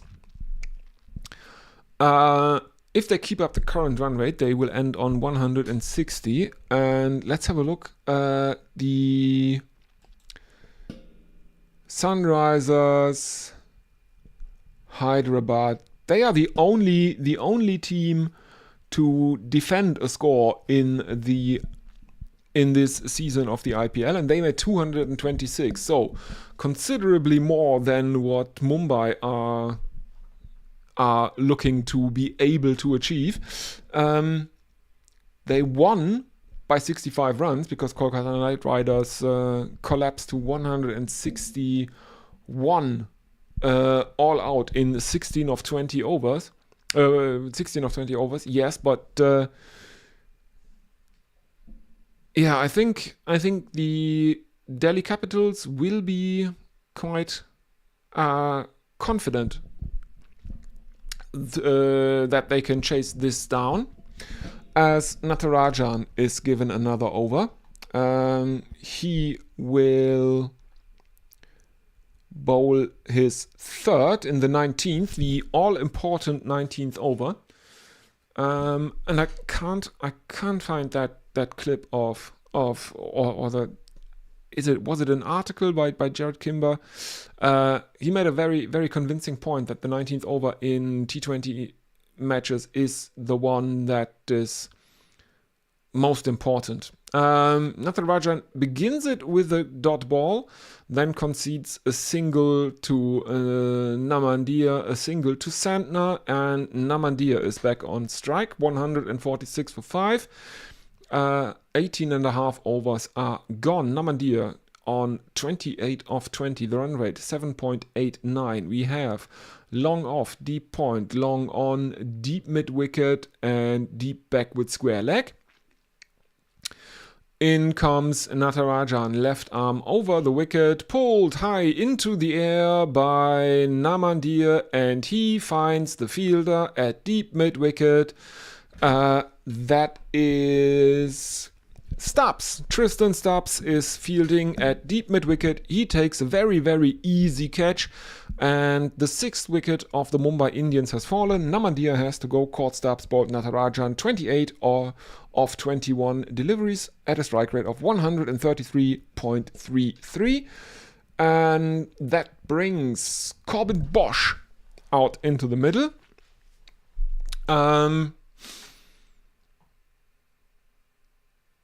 Who I would have probably sent in ahead of Santner, just to put some pressure back onto the bowling attack. They didn't do that, and now Corbin Bosch will have to salvage some runs from the remaining 8 deliveries of the match. He is on strike. The right-hander marks his guard. Natarajan has 2 more deliveries left in the 19th over to bowl.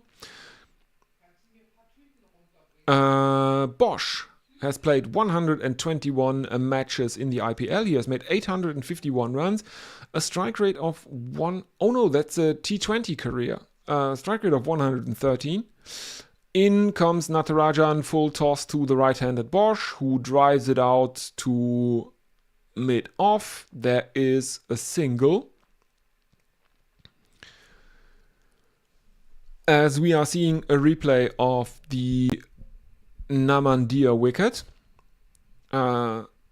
He almost got away with it. The length of the pull was 71 meters, but that isn't enough here at the Feroz Shah Kotla.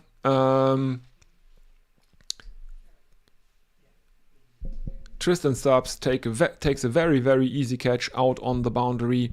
Santner on strike, and Natarajan coming in left arm over the wicket, short and swivel pulled by Mitchell Santner. It loops up into the air. It is stopped by Kuldeep Yadav, who is stationed at deep fine leg, and that is another single for the Mumbai Indians. 4 runs come off the 19th over. 1 wicket falls. Mumbai 148 for 6. Santner 15 of 10. Bosch 1 of 1.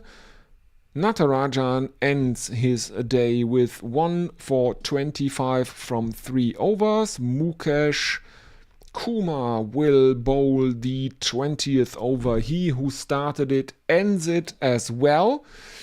Let's have a look at the YouTube chat. Tim Wilton Davis is saying, surprised there isn't snow in the county championship today. Is it that cold out in England? Let's have a look at some random county ground.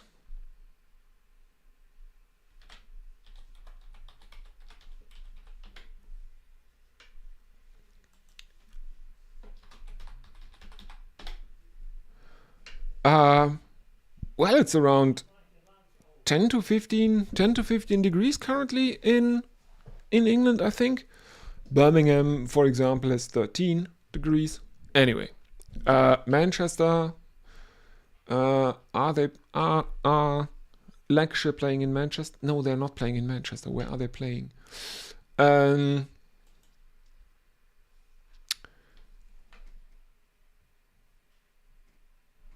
Northamptonshire.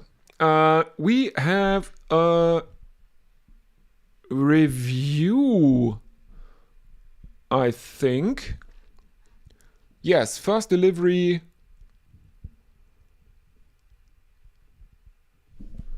First delivery of the 20th over. Mukesh bowls a wide to a Mitchell Santner, and it looks like Delhi Capitals have reviewed the wide that was given by the umpire. Now we see the ball tracking as Mukesh is bowling right arm over the wicket to the left-handed Mitchell Santner. And I think that is very, very borderline. It passes Santner basically on the tram line.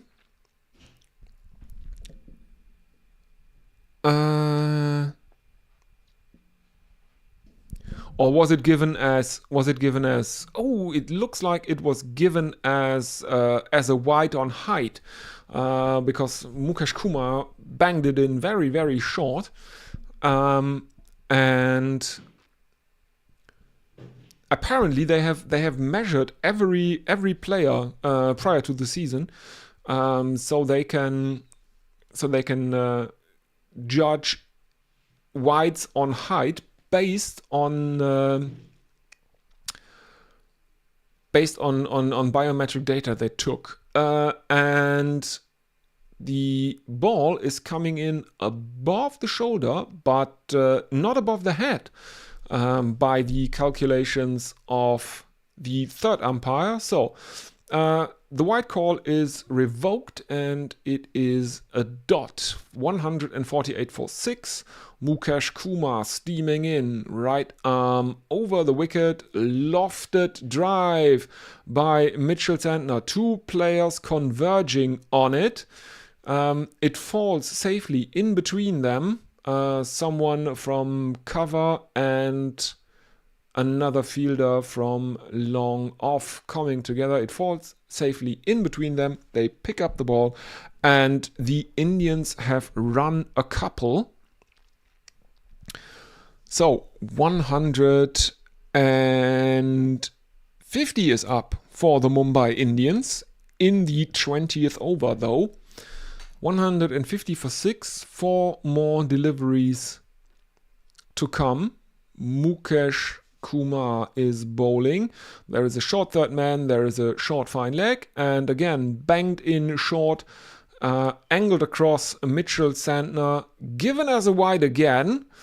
This time it doesn't look like Delhi Capitals will review the wide call. Both teams still have one review left. Mumbai Indians burned theirs on the wicket of captain Surya Kumar Yadav, and Delhi Capitals burned it on a review for caught behind against Rohit Sharma early in the piece. So the wide call stands. So still 4 deliveries left. In comes Mukesh Kumar, right arm over the wicket, and this one is pulled by Santner. Finds a single in the onside at mid-wicket. 152 for 6. 3 more deliveries are to be bowled. Santner on 18 of 13. Bosch is on strike, though. He's on 1 of 1. The run rate is 7.79. So, second delivery that Corbin Bosch will have to face, and we are seeing replays of Mukesh Kumar's excellent caught and bowled dismissal earlier. In comes Mukesh Kumar, and it's an on drive from Corbin Bosch. Very good on drive that is fielded by Miller, and the Indians have the chance to take a couple of runs, which they do. 154 for 6, 19.4 overs gone. 39 runs have come of the last 30 deliveries. 2 wickets have fallen in that time, so the last 5 overs basically. 39 runs and 2 wickets. 2 more deliveries left to go. In comes Mukesh Kumar, right arm over the wicket to the right-handed Bosch. And that is driven. It pierces the field and finds the boundary between a long off and cover for 4 runs.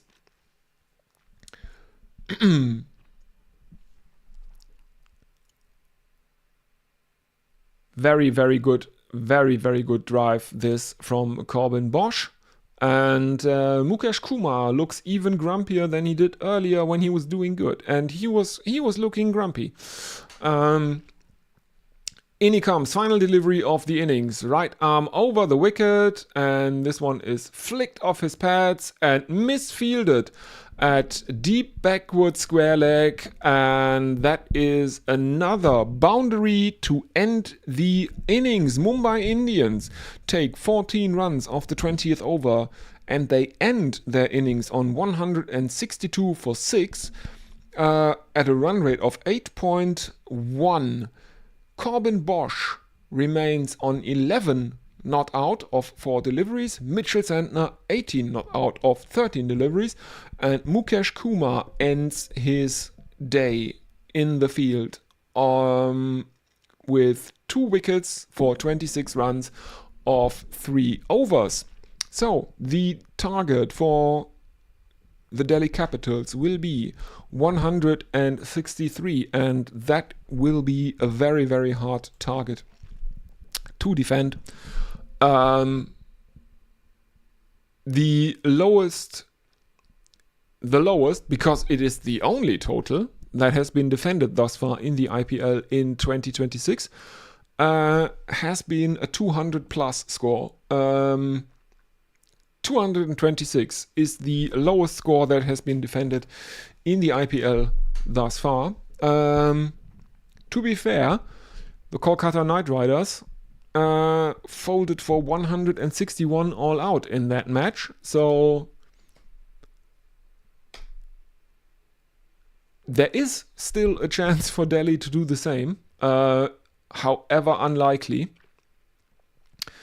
As we are seeing Captain Surya Kumar Yadav in conversation with Coach Mahela Jayawardena, and we will have a look at final messages for the first innings before I take a short break, and will be with you in just a few minutes time for the chase, as the Mumbai Indians bowlers are currently warming up. There is Jasprit Bumrah in a conversation with his old hunting partner, Lasith Malinga, one of the most feared bowling duos in IPL history, Malibu as they called them. Anyway, thank you everyone. Don't forget to like and subscribe. Don't forget to check out Guerrilla Cricket after this match. They will be broadcasting on Wednesday again, so yeah, we are doing this in cooperation to bring you as much IPL coverage without geo-blocks and in English on the radio as possible. So check them out, like this stream, and subscribe everyone, and I will see you in just a bit. Don't go anywhere.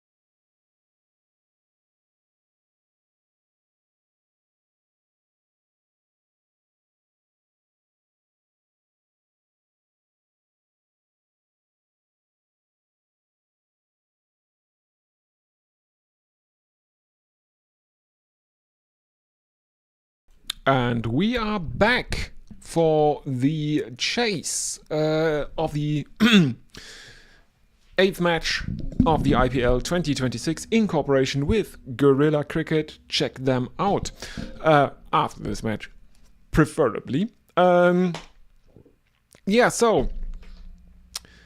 Mumbai Indians made 162 for 6, setting the Delhi Capitals 163 for to win.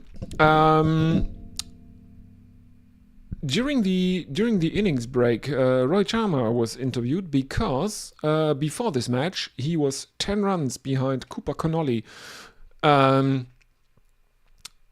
the leading run scorers in the competition, and he made 35. So he is now 25 ahead of Cooper Connolly.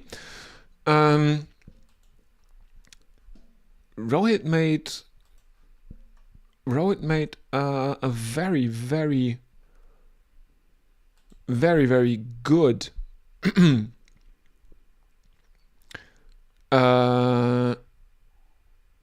78 runs. Oh no, he was 78? Wait. But he's ahead of Cooper Connolly right now. He is. Let me see.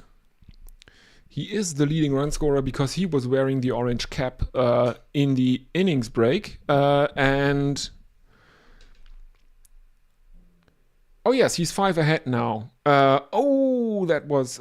I think they are.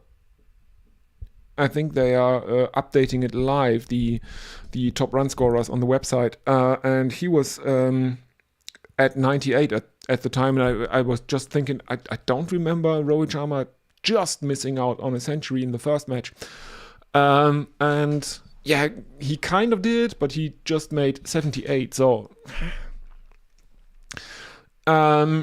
but he is now 5 runs ahead of Cooper Connolly, who is in second place for the Punjab Kings. Sorry. For the Punjab Kings, not the...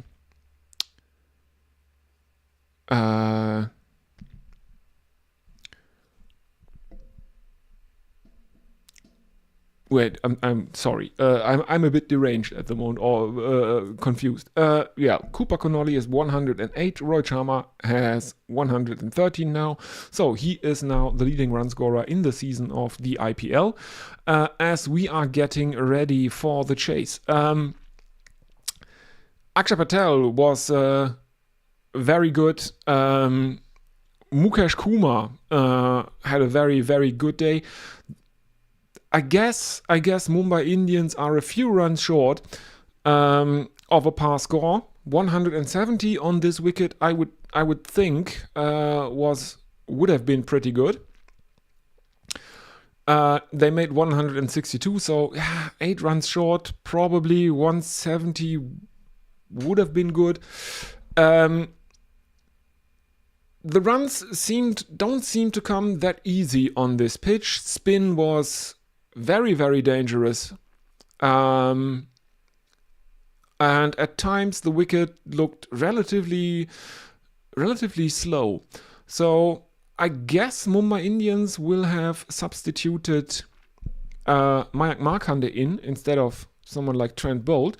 I haven't seen any info on which impact sub they brought in, as we are seeing Mumbai Indians taking the field after the pep talk, the huddle, during which Bumrah was talking quite a lot, which I find interesting. But I guess he is the senior pace bowler in this Mumbai Indians team. So yeah, so he did the pep talk, and now we see the opening batsman. We see KL Rahul and Pratham Nissanka out in the middle. We have Deepak Chahar, who will open the bowling for the Mumbai Indians. 88 wickets in 96 IPL matches, economy of 8.1. which is running it relatively close because 8.1 was the run rate of the Mumbai Indians innings. KL Rahul is marking his guard. I think he will take first strike.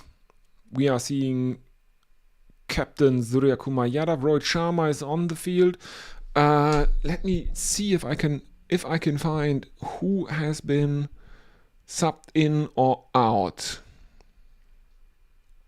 Yeah, Rohit Sharma apparently said during the innings break that the wicket is pretty slow. So I guess that Mumbai Indians will use their impact sub to bring in their spin option, Mayank Markande.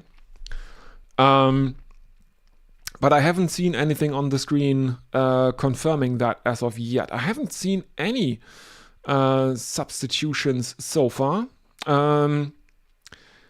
Anyway, in comes Deepak Chahar, and the Delhi Capitals are off the mark straight away with a single.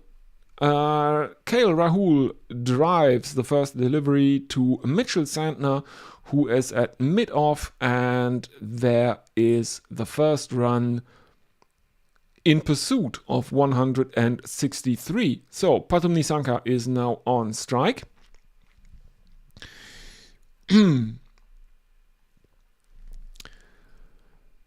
We do have a slip. We have Rohit Sharma at slip. We have Bumrah at third man. Namandir at point. As Deepak Chahar is coming in, right arm over the wicket, flicked towards Corbin Bosch. Behind square on the leg side by Pathum Nissanka. And there is another single for the Delhi Capitals. 2 without loss now. The target again is 163. Sorry, in Germany you would say we take the singles before the tens. So 163, in comes Deepak Chahar. This is driven to cover by KL Rahul, stopped by the fielder, and there is no run. So, in Germany 162 is 163. The 60 is the 60 at the end. It's always if you're talking a lot of or throwing out a lot of numbers, that sometimes gets me. Anyway, KL Rahul remains on strike. Deepak Chahar is coming in, right arm over the wicket, and is it a strangle down the leg side? Did KL Rahul get bat on that one as he was looking to leg glance Deepak Chahar away? It looks like it, because the finger of Kumar Damasena goes up and the DRS timer is ticking down. KL Rahul is walking off, and he has been strangled down the leg side. Rickleton behind the stumps takes a catch to his left, and KL Rahul is gone. Caught Rickleton, bowled Chahar for 1 of 3, strike rate 33.33. And Mumbai Indians have a very, very early breakthrough. First over, the first wicket falls, and Nitish Rana is coming out into the middle for the Delhi Capitals, who are 2 for 1 after 4 deliveries in their chase of 163. Very, very good start for the Mumbai Indians. And can they actually defend 162 runs? It would be the lowest total defended in this edition of the IPL, because there has only been one total that has been defended thus far, and that was the Sunrisers Hyderabad, who defended 226 against the Kolkata Knight Riders. In comes Deepak Chahar, right arm over the wicket to the left-handed Nitish Rana, and Rana looks to block it, and there is no run as he inside edges it onto his pads. And we are seeing replays of KL Rahul's wicket, and there is Ultra Edge on screen, and indeed there is an edge on it for KL Rahul. A slip in place now for Nitish Rana as the next delivery brings another dot ball, and after 1 over, the Delhi Capitals are 2 for 1, 2 runs and 1 wicket. Nitish Rana on naught, Patum Nisanka on 1 of 1. Deepak Chahar has figures of 1 for 2 of 1 over. Let's have a look at YouTube. If you are listening, you know that probably most people will come over from Guerrilla Cricket, and you know how this works. You write in the chat and I read out your social media messages in between overs or if there's a break in play. And for the first time in the innings, Jasprit Bumrah is taking the ball. Surya Kumar Yadav is redirecting the field at the moment. Jasprit Bumrah, 183 wickets in 147 IPL matches. Economy 7.3. Slip is still in place, as is third man for Bumrah, who is bowling right arm over the wicket. Driven straight to cover by Patum Nisanka, and it is a dot ball. Ui, ui, ui, as we say in Germany. After that first innings with a relatively low total, I was not sure if there was any entertainment to be had off the chase, but looking good so far. In comes Bumrah, right arm over the wicket, and this one is flayed over cover by Patum Nisanka, and that is the first boundary of the innings. 4 runs for the Delhi Capitals, 6 for 1 after 1.2 overs. They need 157 more runs of 112 deliveries.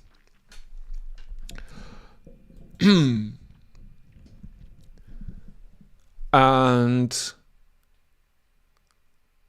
Bumrah is coming in, still aslip, right arm over the wicket and pulled by Patum Nisanka. Lap pull that is fielded by Tilak Varma behind square on the leg side, and that is another single for the Delhi Capitals. 7 for 1 after 1.5 overs.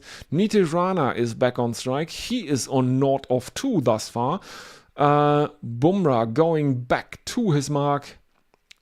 He rearranges the field. Now he is handed the ball, and in he comes while Nitish Rana is remarking his guard.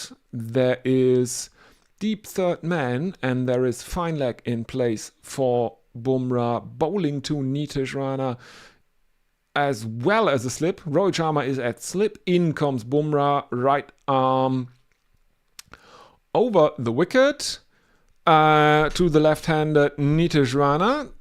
That one is played back in the general direction of Jasprit Bumrah. The Delhi Capitals take off for a single. Jasprit Bumrah picks it up and hits the stumps. Direct hit from Jasprit Bumrah, and Nitish Rana is run out for naught by Jasprit Bumrah, and the Delhi Capitals are 7 for 2 inside the second over. Oh dear, oh dear. Jasprit Bumrah picks up the ball, swivels around and throws out Nitish Rana at the non-striker's end. 7 for 2. Who would have thought? Nitish Rana, naught of 3. Run out by Jasprit Bumrah. And who is coming out now for the Delhi Capitals? On my screen, I still have Nitish Rana on the scoring ribbon, but I'm pretty sure he's out. We have our impact sub. Rizvi is our impact sub. He is at the non-striker. I am... Let's see, they probably substituted out someone like Kuldeep Yadav or something like that. As now we see... Oh, no, they have subbed out Mukesh Kumar in favor of Samir Rizvi. Now, Nissanka is on strike. He is on the 6 of 4 as Jasprit Bumrah is coming in. He probably has his tail up now. Still a slip in place. Single towards square leg. An inside edge by Nissanka brings another single for the Delhi Capitals. 8 for 2 now.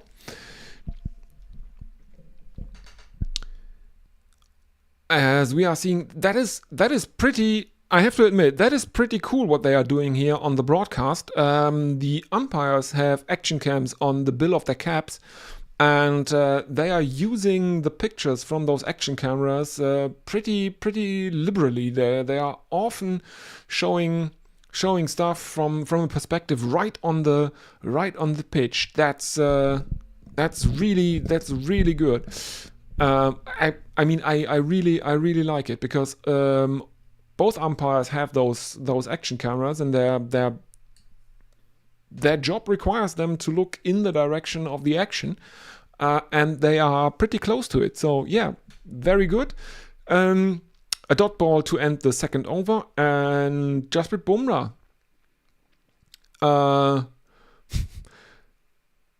ends his first over with figures of none for 6, but of course he affected the run out of Nitish Rana at the non-striker.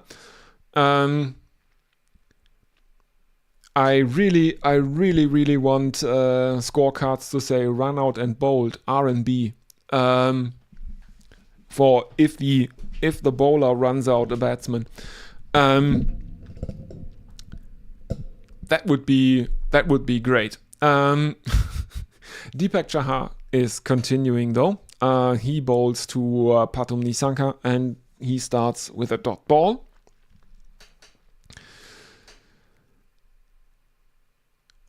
Yeah, very nervy start from Delhi Capitals, if you want to put it mildly. No more slip for Deepak Chahar, but there is a fielder at short third man. There is also a backward point, and Nissanka plays one out into the offside. There is no run. Delhi Capitals remain on 8 for 2.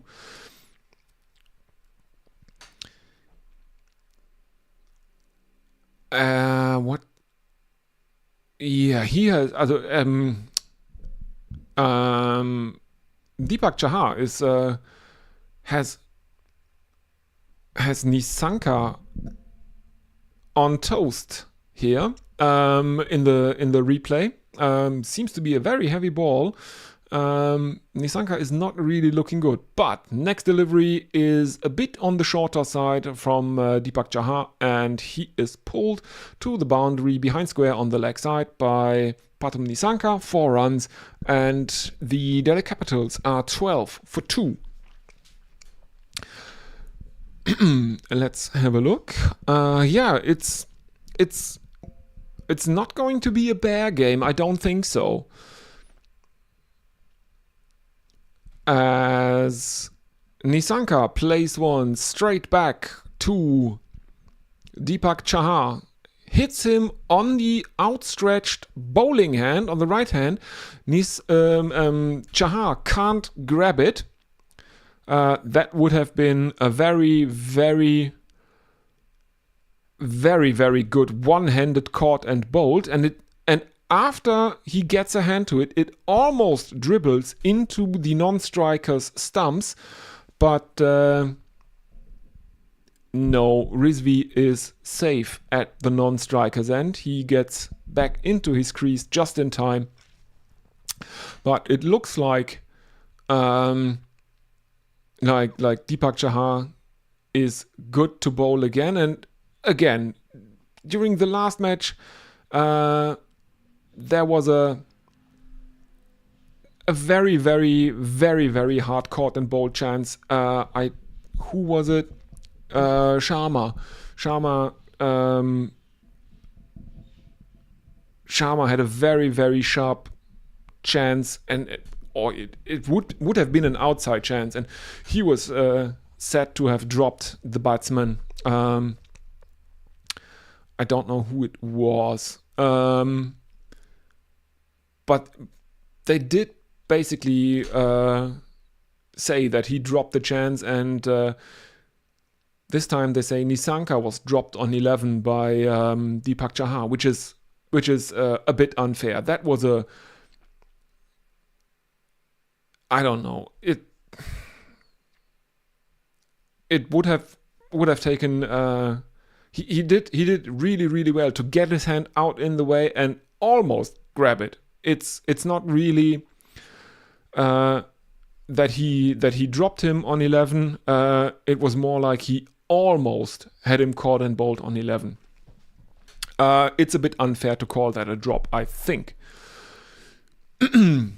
So, in the end, 5 runs have come off Deepak Chahar's second over. He has figures of 1 for 7 from 2. And Mitchell Santner is brought on by the Mumbai Indians.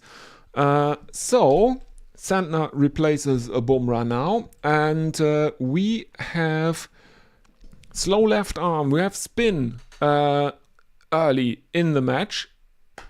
4th over. And we have spin even earlier than the Delhi Capitals. I think they had spin in the 5th. In comes Santner, left arm around the wicket, and a leg glance by Pathum Nissanka that finds the boundary at fine leg. 17 for 2 after 3.1 overs.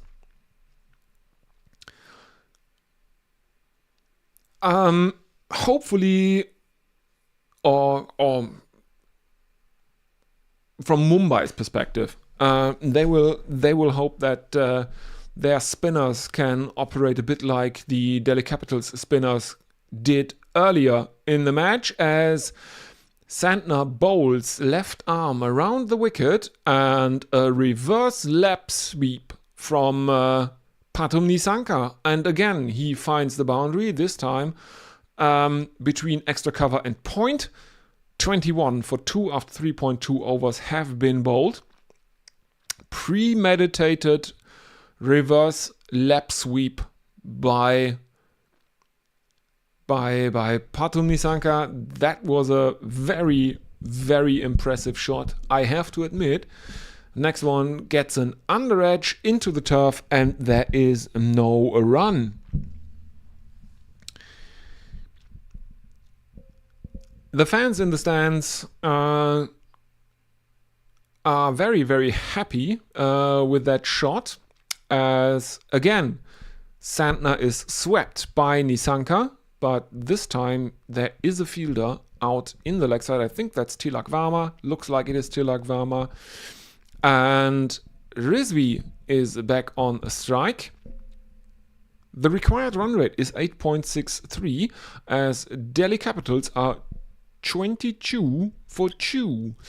141 to win of 98. In comes Santner, left arm around the wicket, driven, but is there a fielder? Yes, there is a fielder at long off.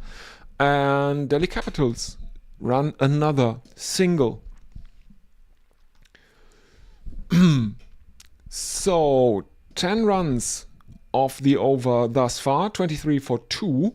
Currently, final delivery of Santner's first over coming up. In he comes, left arm around the wicket, and this is a Yorker played back to the bowler by Nissanka. There is no run, 23 for 2 after 4. And let's have a look at YouTube. Is anyone with us in the live chat? I think I am current now. Yes, I think so. So, Shardul Thakur replaces Deepak Chahar. He will bowl the 5th over. 23 for 2. The Delhi Capitals, 140 of 96 is what is required of them to win this match here at the Arun Jaitley Stadium, or the Feroz Shah Kotla, I guess. The required run rate is 8.75. Rizvi is on 1 of 3, and Pathum Nissanka at the other end is on 21 of 15. But the Delhi Capitals have already lost KL Rahul, and also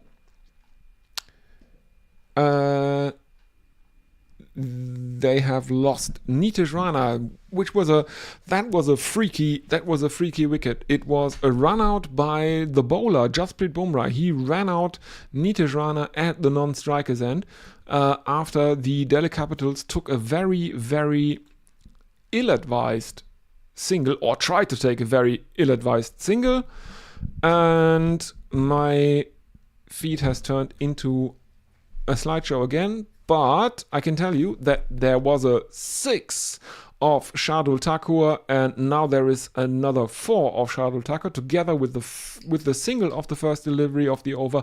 That is already 11 of Shardul Thakur's first over, and we have only seen half of it thus far.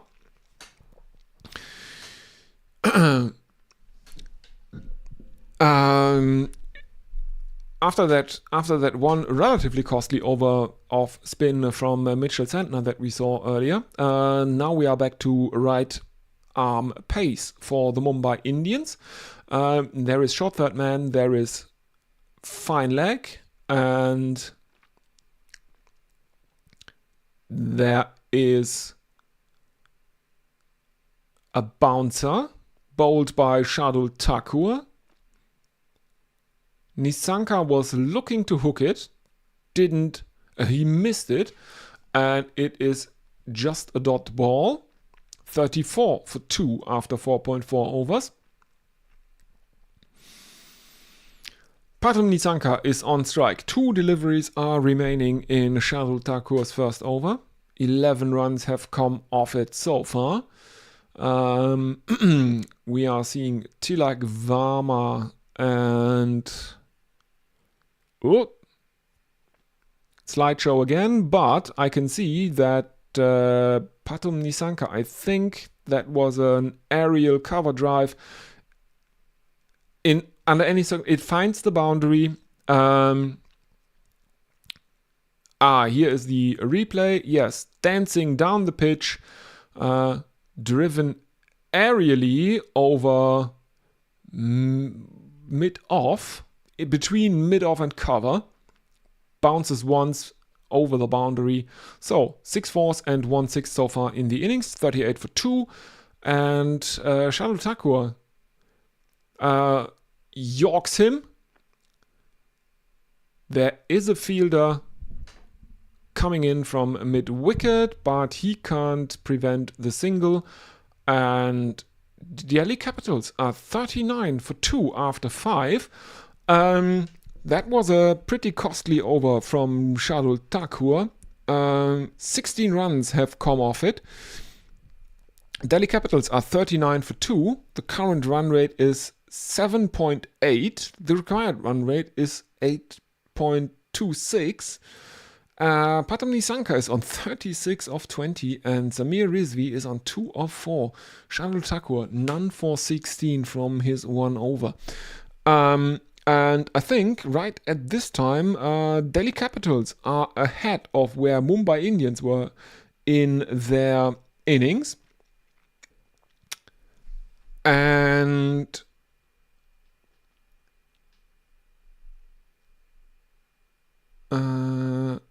yeah, and they have also lost 2 wickets. The Mumbai Indians lost 2 wickets early.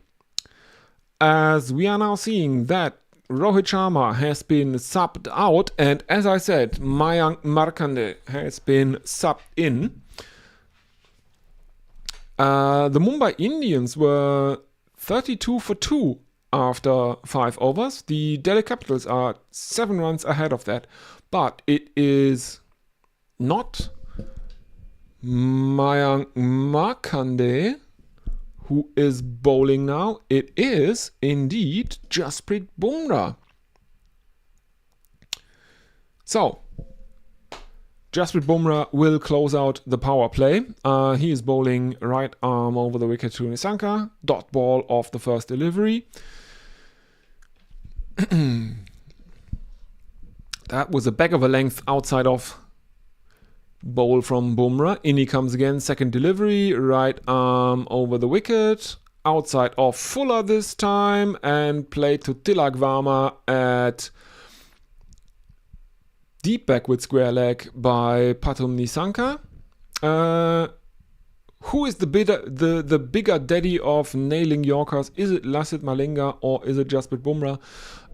They ask on the screen. You can vote for that on iplT20.com/fan-poll.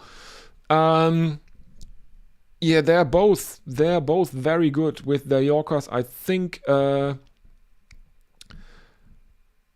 what sets Malinga apart is the fact that he has a better economy rate with full tosses than a lot of T20 bowlers have with their Yorkers or something like that. He was even if he bowled a full toss, he was almost unplayable because of his action. Malinga has 35 Yorker wickets in the IPL and Bumrah has 17 just for the sake of completeness. That's the graphic that has just shown up. And again, full on the toes of Rizvi. Another single, 41 for 2.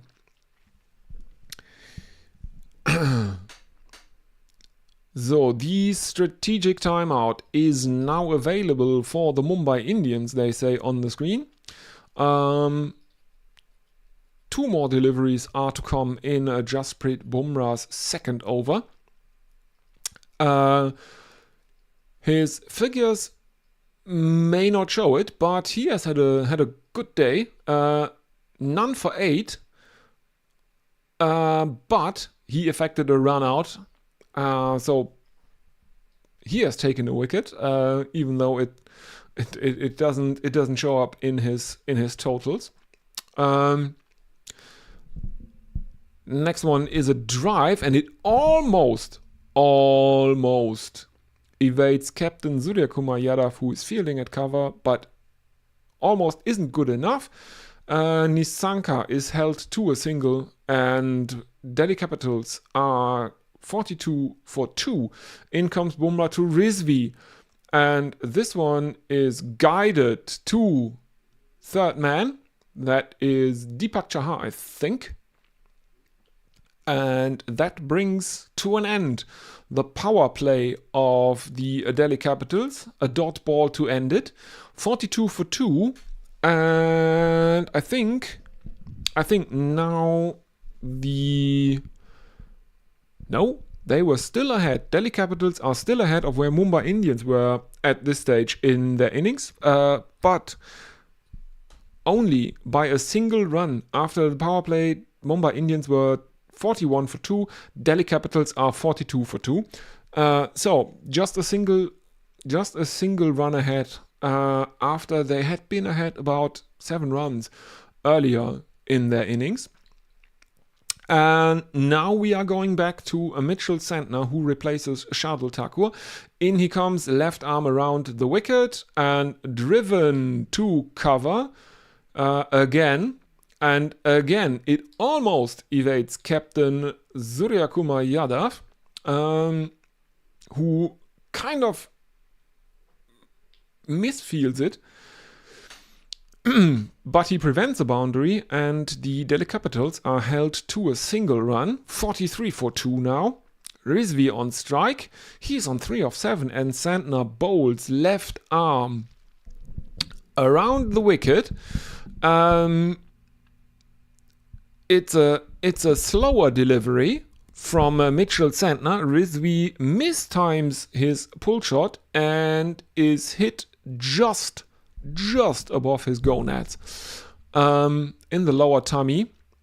There is discussion if an appeal for LBW makes any sense, and that discussion is quickly ended by, I think it's Santner himself who says no, which is a good choice or good decision, because that really was too high. Another dot ball after that.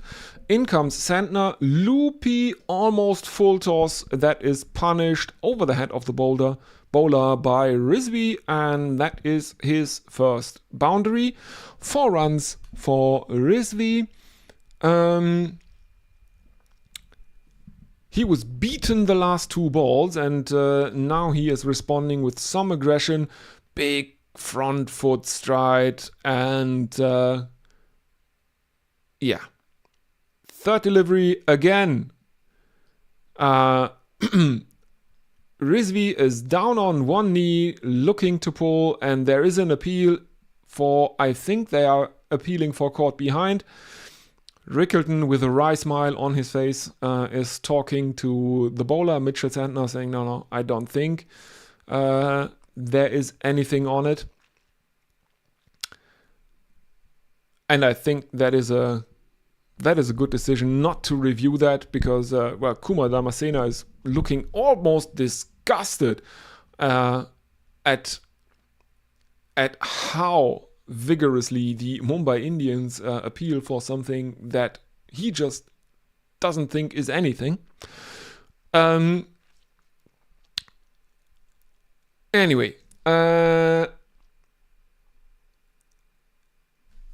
Rizvi misses another one, but it goes off his hip towards fine leg, and that is 1 leg by for the total for Delhi Capitals. 48 for 2 after 7. 115 of 78 is required. Rizvi is on 7 of 12. Nissanka on 39 of 24. And the Mumbai Indians are pretty happy with keeping...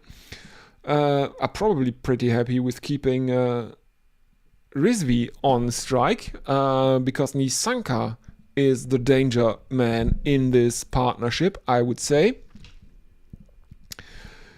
And now comes Mayank Markande, who has been impact subbed in for Rohit Sharma. So some leg breaks now from the Mumbai Indians, and first one is a full ball, and it goes to long off from Rizvi over the head of the bowler, who is jumping up fruitlessly, trying to make a grab above his head. Nissanka picks one off his pads, plays it into the leg side. There is another single that brings up the 50 for Delhi Capitals. 50 for 2 after 7.2 overs. 21 dot balls.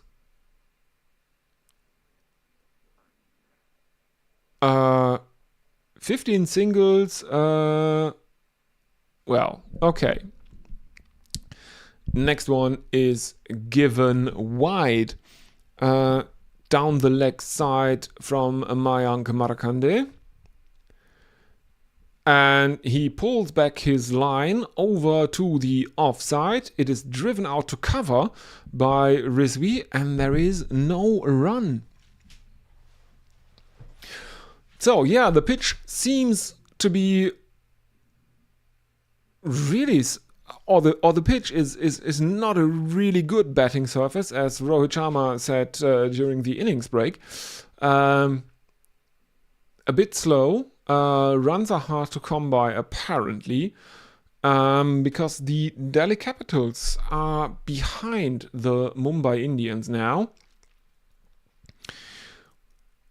In comes Markande, and there is a single towards mid-wicket now for Nissanka. Rizvi is back on strike.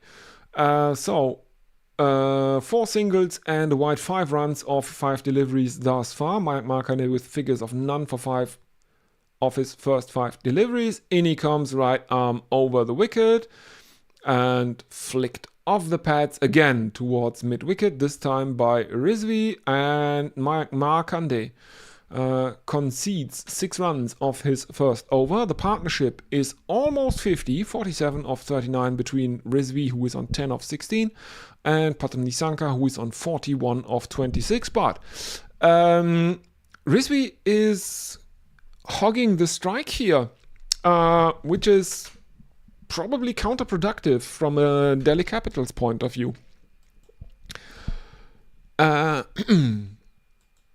Let's have a look at the YouTube chat. I will reload my YouTube page. I don't know what's going on. Sometimes it's... No, I think we are still up to date. Okay. Anyway, Corbin Bosch is replacing Mitchell Santner. Jasprit Bumrah is throwing his shades to member of staff of the Mumbai Indians, and we are in for some right fast medium from Corbin Bosch, who is bowling right arm over the wicket to Rizvi, who pulls him. It's flying high into the air, but it is falling safely in between 2 fielders. There is a single taken by the Delhi batsman, 55 for 2 after 8.1 overs. Partnership 48 of 40 now. And Corbin Bosch is bowling to Patam Nissanka now.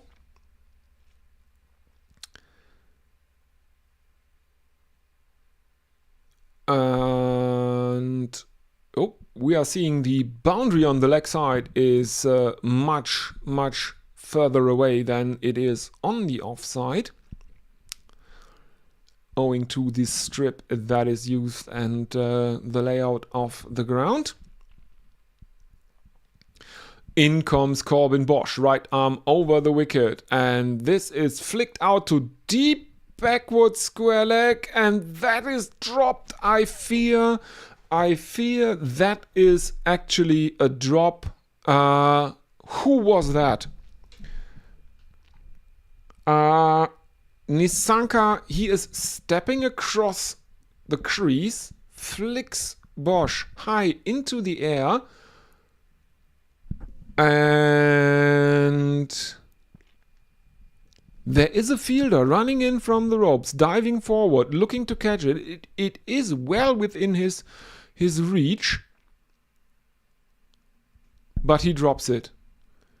Dropped on 11 and 41, and I think the dropped on 11 is a bit harsh, but the dropped on 41, absolutely, that is a drop.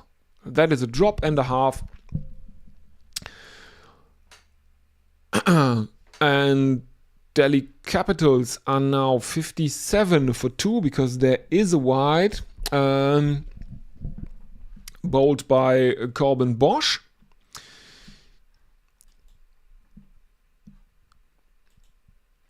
And then is that? Oh no, that is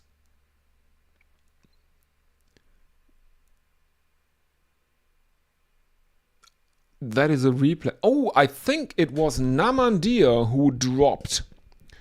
I think it was Namandir who dropped Patul Nisanka earlier. Then there is a white, and now the Delhi Capitals are 57 for 2, 8.2 overs gone. Rizvi is back on strike, and the required run rate is over 9.09. And my feed has turned into a slideshow again.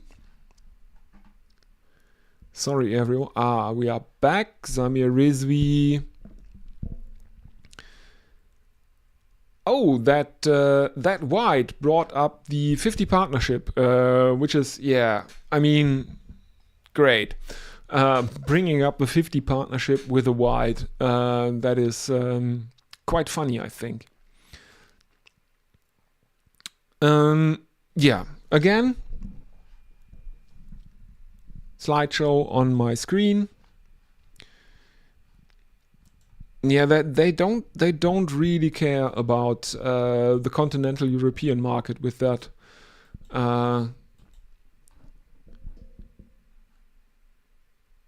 With my provider, about, or at least the cricket stuff. They don't care about the continental European market for the cricket. I'm pretty sure they.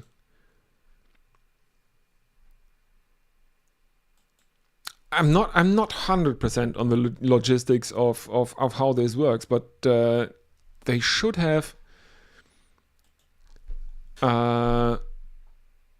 Willow, which is what I'm seeing here. Oh, and yeah, there is another 6 in that over from Corbin Bosch, followed by 3 singles, and Delhi Capitals are 66 for 2. And it is another strategic timeout. And I will have a look at the YouTube chat. And then I will take a short break, and I will look into what I can do about my stuttering feed.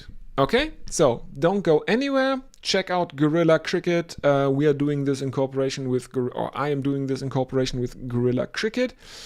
And don't go anywhere. I will be back in just a minute.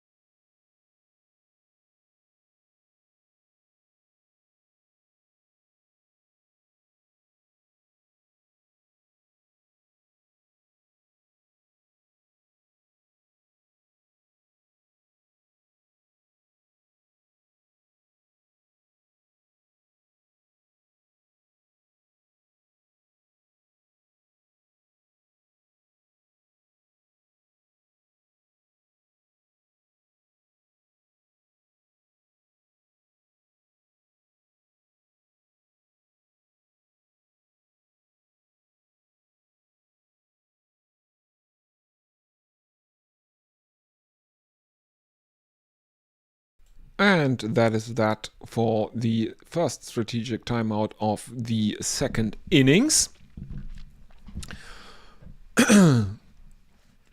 So, Rohit Sharma is the leading run scorer in the competition. Cooper Connolly at number 2 for Punjab Kings. Ankrish Raghuvanshi for KKR is at 3. Ishan Kishan for Sunrisers Hyderabad is number 4. And we are continuing with Mitchell Santner, who is bowling to Rizvi. He is bowling left arm around the wicket and is cut for 4 runs. And that brings up 70 for the Delhi Capitals. 70 for 2. And yeah, Santner has the problem. He bowls at least one loosener an over. Next one is driven out to long off, and the Delhi Capitals run a single. Santner is bowling at least one loosener every over. That's a bit of a problem for him, I would say.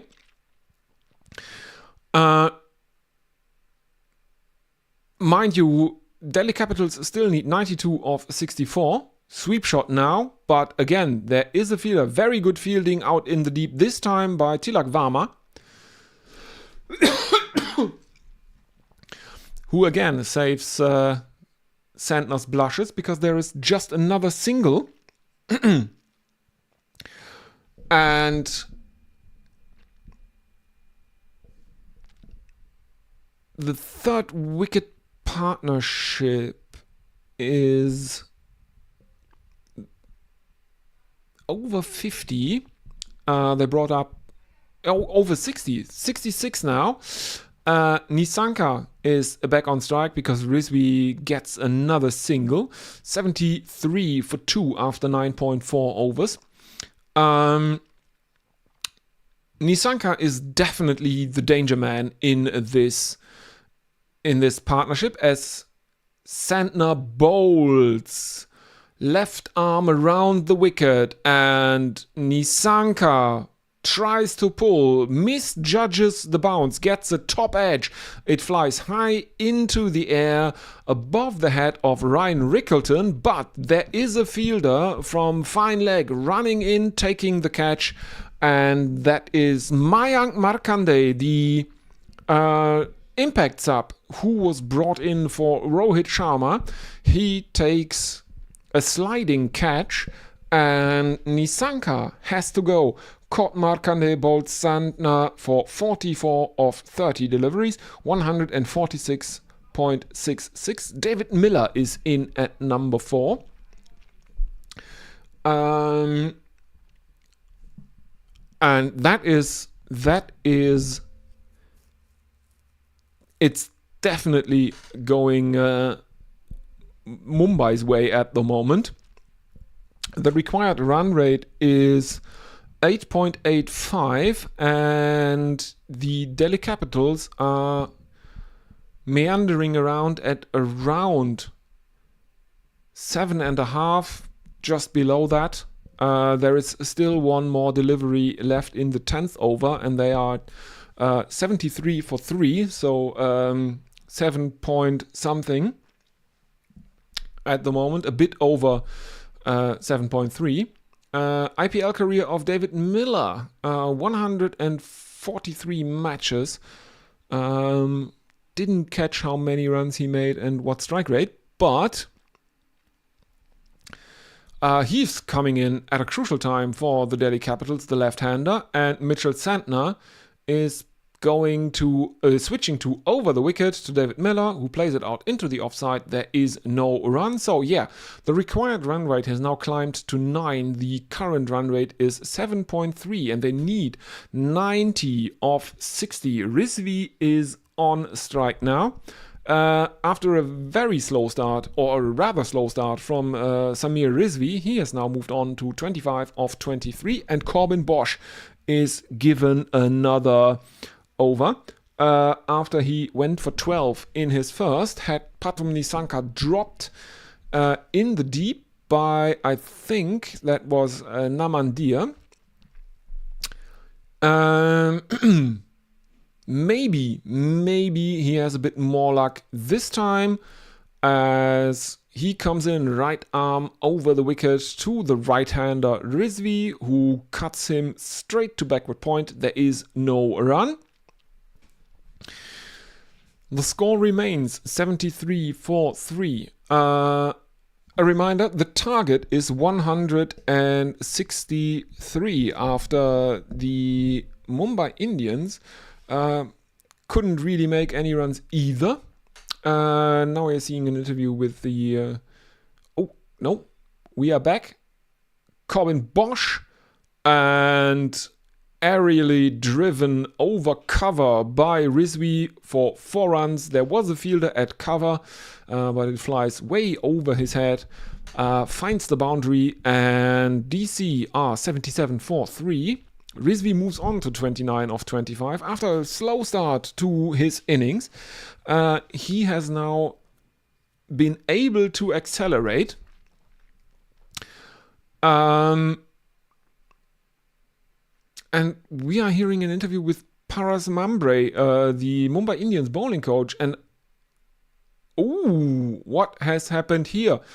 Bosch comes in and Rizvi goes down on one knee and rams him with the bat over his head, over the head of Ryan Rickleton,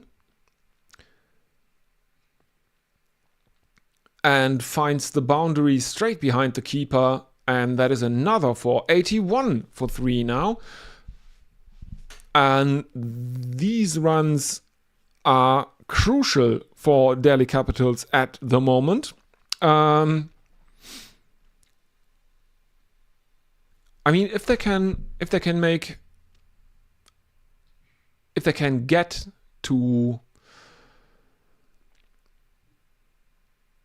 well, around 95 inside of 12 over, or maybe 100 inside of 12 overs, they will be firm favorites in this match. Currently, they are 82% favorites according to the win probability on ESPN Cricinfo. Another dot ball by Corbin Bosch, and now he comes in again right over the wicket. This one seems to be banged in short, and it is deposited out beyond the boundary by Samir Rizvi for a 6. 128 sixes have been hit in this tournament. So yeah, now he is starting to motor along. Cut aerially for 6 runs over backward point by Rizvi, and Delhi Capitals are 87 for 3. Final delivery of Corbin Bosch's second over, and this one is again driven aerially, but this time it is driven straight over the head of Corbin Bosch. Doesn't matter, it's 6 runs nonetheless. And Delhi Capitals are firmly in the driver's seat now. 93 for 3 after 11 overs. 24 fours and 16 sixes in Samir Rizvi's IPL career thus far.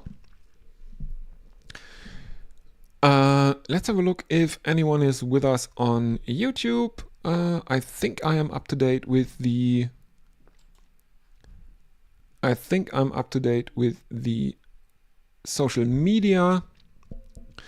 And Mayank Markande is given a second over. He was good in his first over, conceded just 6 runs, and the equation for Delhi Capitals is they need another 70 runs, and they have 54 deliveries left to get those 70 runs. In comes Mayank Markande, right arm over the wicket to the left-hander David Miller, who plays him out into the leg side. There is a single, and Rizvi is back on strike. And after Rizvi took a bit of a backseat to Patam Nisanka while they were out in the middle together. Now it is absolutely Samir Rizvi who is the aggressor in this partnership. He's on 45 of 29, bit of a mistimed shot here, and it results in a dot ball. 45 of 30 for him now, while Miller at the other end is on 1 of 2. So in comes Mayank Markande, right arm over the wicket, and oh dear. Samir Rizvi brings up his 50 with a 6, steps away to the leg side, gives himself room and drives Mayank Markande over long off for a 6. That brings up his 50, and it also brings up the 100 for Delhi Capitals. 100 for 3 they are now.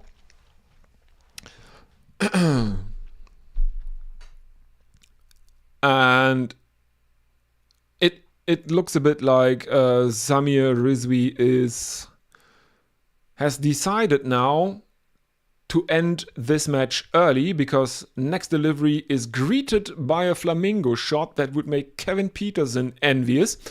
And it is another 6 runs for the Delhi Capitals, 106 for 3. This is quite the innings here from Rizvi. It is the highest score in the match. Delhi Capitals now firmly ahead of where Mumbai Indians were at this stage in their innings, after having lagged behind the required run rate for much of the first half of the innings. They are now firmly ahead of it. In comes Markande, played out to the offside by Rizvi, and he can hawk the strike at the end of the 12th. 107 for 3. Rizvi 58 of 34. Miller 1 of 2. They need 56 runs of 48 to win. Mayank Markande ends his second over with figures of none for 20 after looking pretty good after 1 over with none for 6.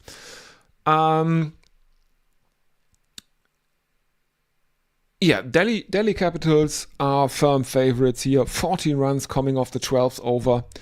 And Mumbai Indians need something very, very special to put pressure back on the batting side.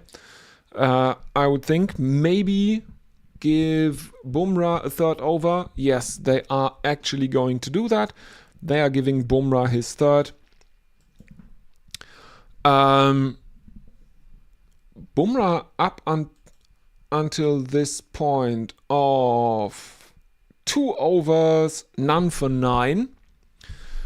The required run rate is now 7, and Delhi Capitals are way, way, way ahead of that. In comes Bumrah, short third man and short fine leg. Or fine leg.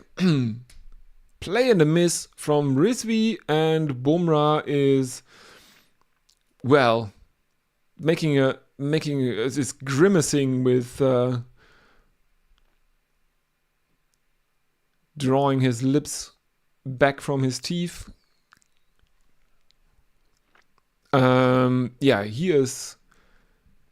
He is not happy with that.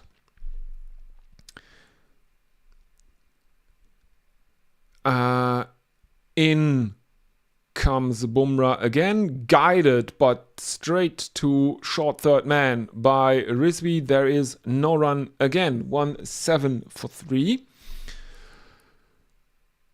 And I mean, just 2 dot balls have the effect on the required run rate that it went up by 0.3 runs per over.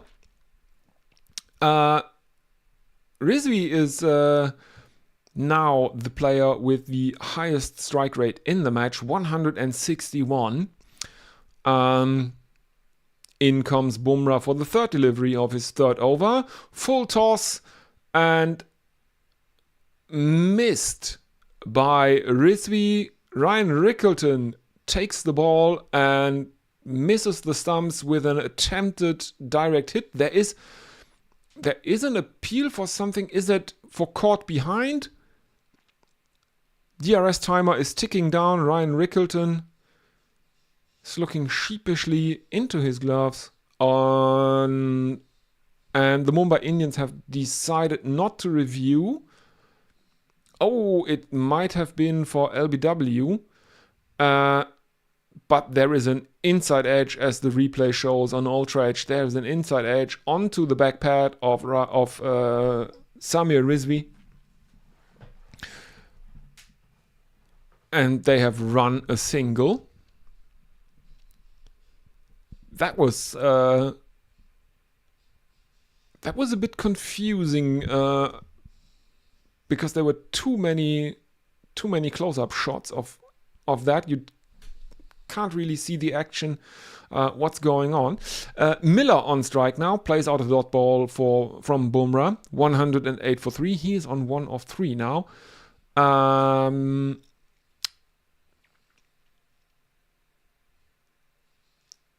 And we are seeing now that Pathum Nissanka has the most fours in the match. Rohit Sharma is at number 2 and Rizvi is at 3. Nissanka with 6, Rohit with 5 and Rizvi with 4. But Rizvi has way more sixes than Nissanka did. So yeah, I don't know if that is really all that important if he has more fours. Another dot ball played out by Miller. The score remains 108 for 3. Bumrah is given the ball again for the last delivery of his third over. Only one run this far of the 13th. Bumrah with figures of none for 10 from 2.5. In he comes again, right arm over the wicket to the left-handed David Miller, who can only guide that out to backward point. There is no run, and Delhi Capitals remain on 108 for 3. Miller on 1 of 5, but Samir Rizvi at the other end is on 59 of 37, and he will be the striker come the next over. The current run rate is 8.31. The required run rate is 7.86. Yeah. Delhi Capitals are firmly in control here. Let's have a look at the YouTube chat, if anyone is with us. No, I think I am up to date. Deepak Chahar replaces Mayank Markande.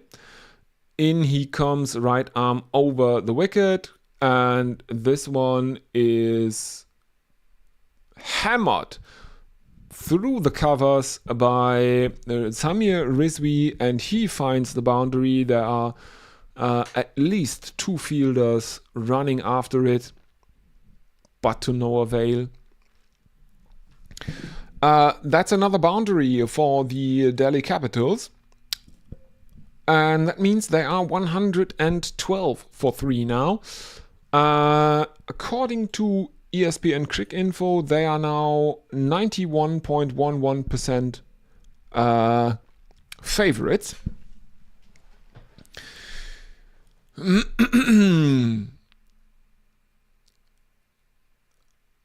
And looks like an attempted ram shot by Rizvi that doesn't bring him what he wants. It's a dot ball. And for some reason, Google, there is an advertisement for Google AI. I'm not going to use Google AI. I don't know if full toss from Jasprit Bumrah that is punished by Rizvi with a lap pull. Oh no, it's not.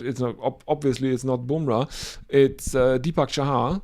Full toss and punished by Samir Rizvi over backward square leg for 6 runs. Might we actually see a century? Because Samir Rizvi is on the best way there. He is on 69 of 40. Miller doesn't really matter. Delhi Capitals 118 for 3. In comes Deepak Chahar and short on the short end of a length and swivel pull from Rizvi. There are 2 fielders out at deep fine leg. One of them is Santner. I think they collided. The other one seems to be Shardul Thakur. Santner is on the ground. He's holding his shoulder. Did he hurt himself there? Santner stops the ball about a meter in from the boundary, and he falls hard on his right shoulder. Good thing it's the right one, since he's a slow left arm bowler. Another attempted ramp shot from Rizvi there. After that last delivery brought him a couple of runs. This time there is only a dot ball. There is a DRS timer ticking down. I think it is about if they want to challenge the white call, because it's not been given as a white, it's just been given as a bouncer. But no one is challenging that. In comes Deepak Chahar, picked off his pads by Rizvi into the leg side. There is another single, so Rizvi is farming the strike. They need 42 of 36, 121 for 3, 14 overs gone. Rizvi retains strike, 72 of 43, Miller 1 of 5. And we are seeing a panorama of the ground. The sun is setting. There have been a few more clouds now, or at least they are visible, or more visible than earlier in the day. I think it was pretty okay weather so far, and it's far from bad weather now, but with the sun setting you can see the sun reflected from the clouds a bit more than you can do it in the day. So Shardul Thakur replaces Jasprit Bumrah. Chahar and Bumrah and Santner, all 3 have 1 over left.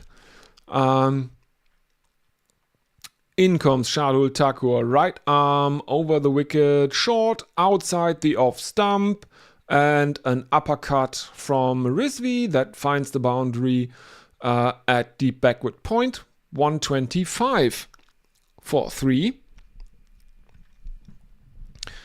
And Delhi Capitals are in total control at the moment. They should win this, barring some miracle from the Indians bowlers.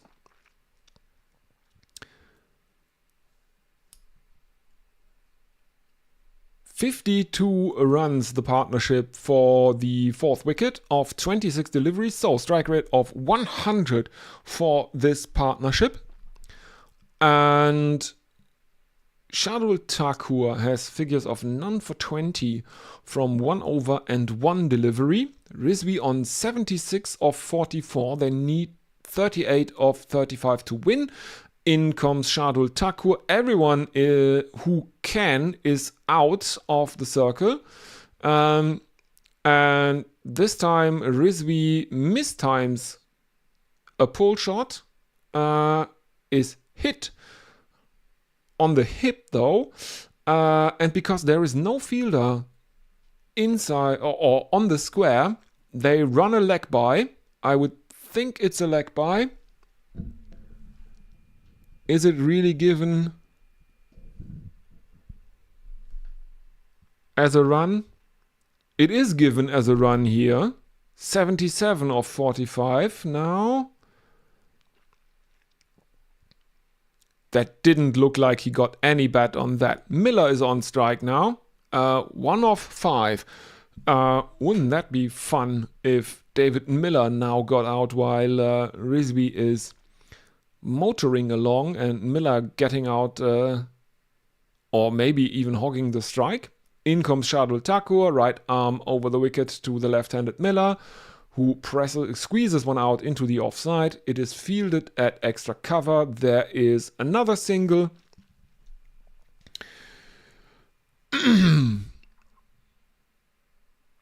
And we are seeing some replays of the highlights of the greatest hits of Samir Rizvi, including that flamingo shot he played earlier. I'm pretty sure he will be player of the match in this one. In comes Shardul Thakur, right arm over the wicket, driven between mid-off and cover for 4 runs. And yeah, this match is basically over because Delhi Capitals are 131 for 3 inside the 15th over. They are approaching the runner ball run rate that is required to win this. Yeah. This one is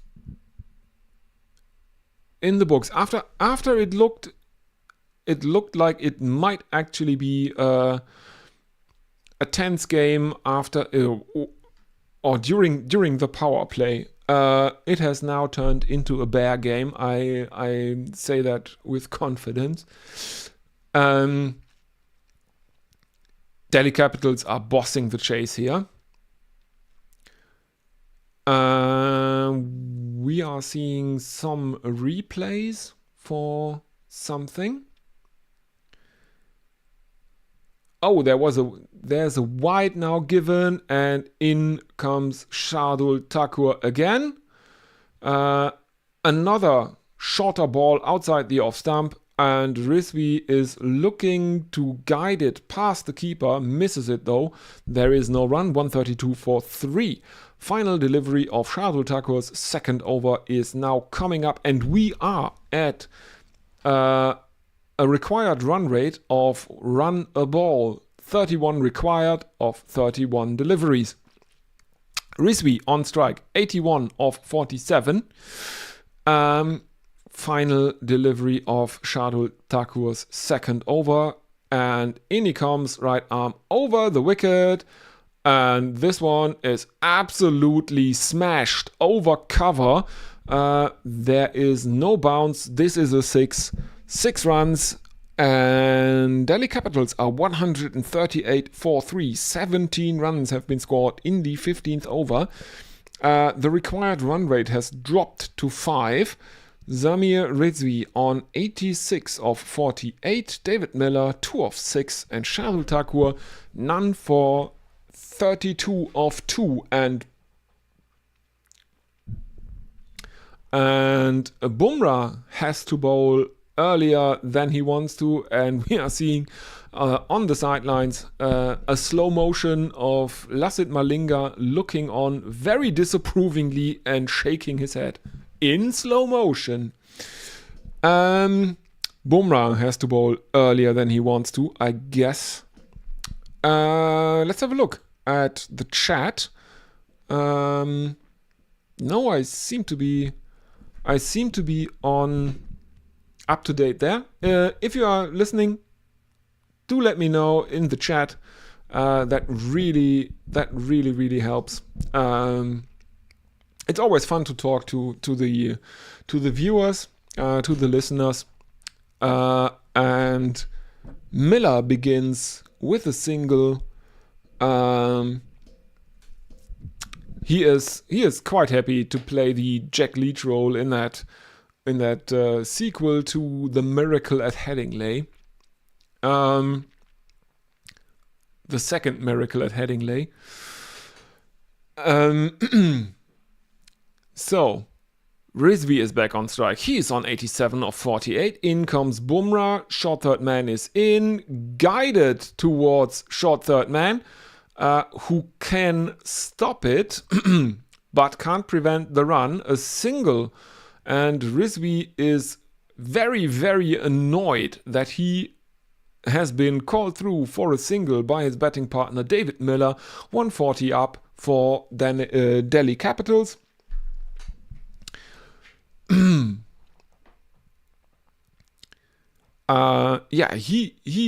wants his century. He needs 12 runs more to get it. 23 runs the Delhi Capitals need to win it, and now David Miller is joining the fun. He drives Jasprit Bumrah towards the boundary between extra cover and cover.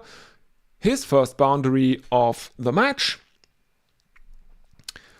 And the Delhi Capitals are 144 for 3.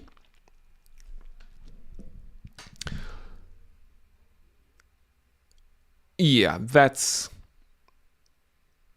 the end of it, I would think. Bumrah continues, right arm around the wicket. And this one is given as a wide on height, and Jasprit Bumrah wants to review it, desperately wants to review it. Are they reviewing? The DRS timer is ticking down. Both teams have two reviews remaining, and it has not been reviewed, I think. 145 for 3. 15.3 overs have been bowled. Miller is on strike, and Zamir Rizvi looks very annoyed with David Miller as they are meeting in the middle of the pitch and talking to each other because we are seeing the replay, and that was the right decision not to review that white call, because that is flying way over David Miller's head. Oh, they have been reviewing it. The review is upheld. It's been given as a white. Mumbai lose a review. And Jasprit Bumrah continues, right arm around the wicket to the left-handed David Miller. Full toss, and Miller flicks him towards mid-wicket for 4 runs. 149 for 3. 14 required to win. I'm pretty sure Zamir Rizvi is going to kill David Miller if he doesn't play out 2 dots here for the rest of Jasprit Bumrah's 4th over.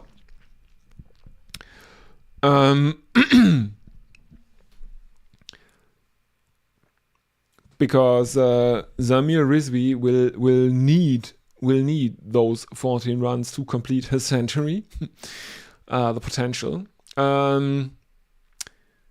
Bumrah has bowled 12 dots in this match so far.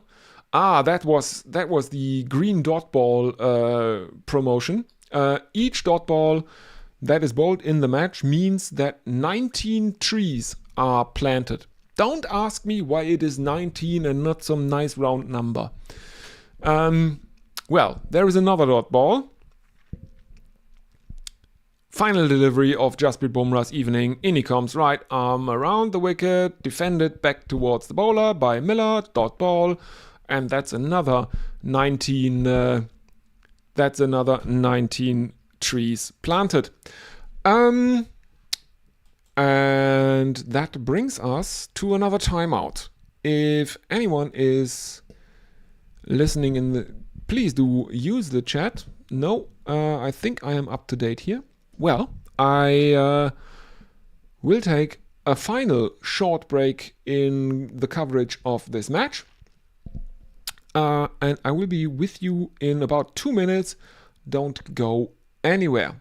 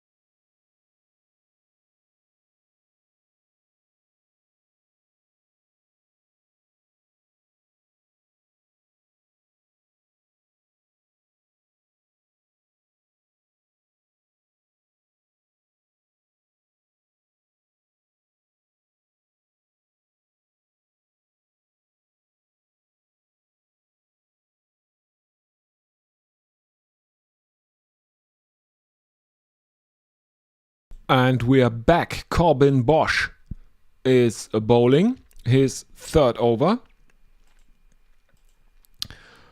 And Rizvi is pushing for a couple of runs into the leg side.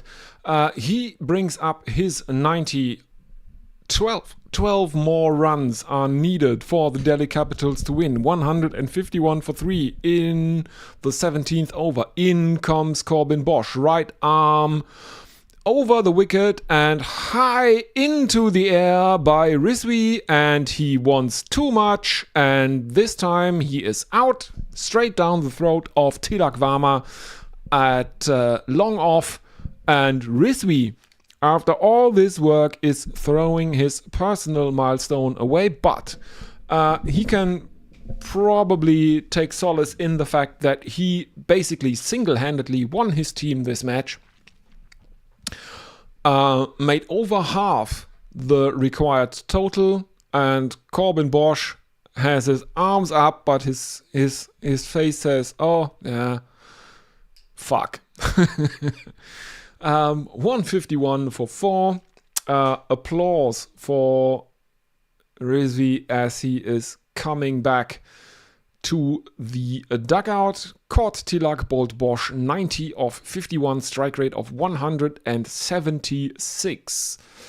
Very, very good innings. And now Miller is joined by Tristan Stubbs out in the middle. Stubbs at 6 for the Delhi Capitals.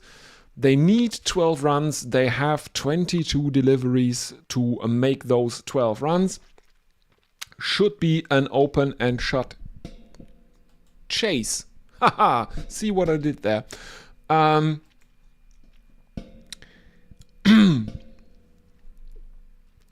Yeah, that's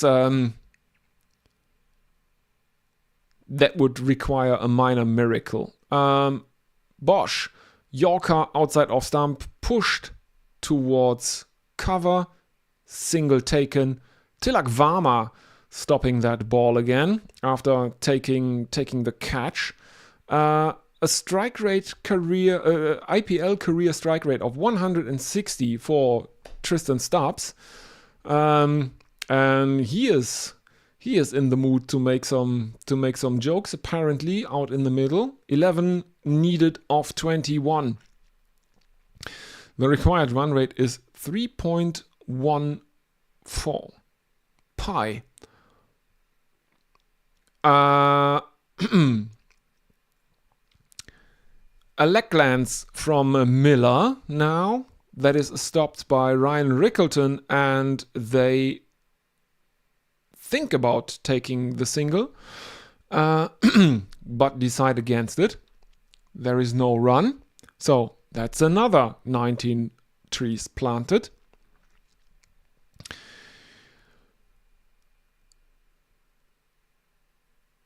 And we are seeing replays of Rizvi's dismissal. Okay, we are back. We have fine leg, short third man, backward point, and cover. And Miller can only play out another dot ball to Suryakumar Yadav, who is fielding at cover. So another 19 trees planted. 152 for 4. 16.5 overs gone. 11 required of 19. Akshay Patel is sitting in the dugout. He looks, unnecessarily hyped or dreadful. He's sitting in the dugout like, I don't know, some poor bastard in the First World War about to go over the top or something like that. Another dot ball to end the over. 11 required of 18. 152 for 4. Stubbs on 1 of 1. Miller on 11 of 14. And I don't see Delhi Capitals not winning this one. Stubbs is on strike. He is marking his guard, the right-hander. Who will bowl the 18th over for the Mumbai Indians?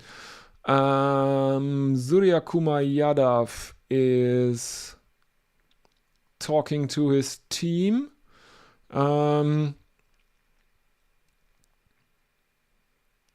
There is something counting up on the big screen at the ground. I can't, for the life of me, think what. Short third man, fine leg, full toss from Shardul Thakur, I think. Played out to Shafane Rutherford at cow corner. Yes, indeed, Shardul Thakur. But it's played out to Shafane Rutherford at cow corner. And Tristan Stubbs takes another single, bringing Miller back onto strike. 10 of 17 required, 153 for 4. Miller now taking his guard, and Shardul Thakur is drying the ball one last time. In he comes, right arm over the wicket, another full toss, and this one is hammered by David Miller towards long on, where Namandir misfields it, and it trickles into the boundary for 4 runs. 157 for 4. So yeah, that's Namandir has not had the best day in the field. Another full toss. This one is driven straight to long off by David Miller. Stubbs is back on strike. 5 runs of 15 balls is the equation for the Delhi Capitals. They are 158 for 4, and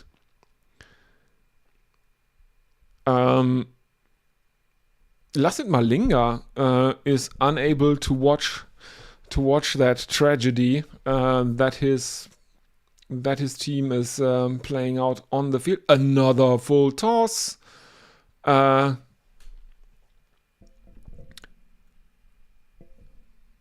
Shardul Thakur is really trying to bowl Yorkers here. So far, he has not succeeded. Full tosses everywhere. Another single, and and Delhi Capitals need 4 of 14 deliveries. $159 for 4, 17.4 overs gone. Miller is on strike. He has moved on. He has brought up his strike rate from before. He is now going at a runner ball, and this time it's a Yorker outside the off stump. Again, played out to Rutherford in the offside, and they take another single. 160 up for Delhi Capitals. 3 runs required. 13 balls left.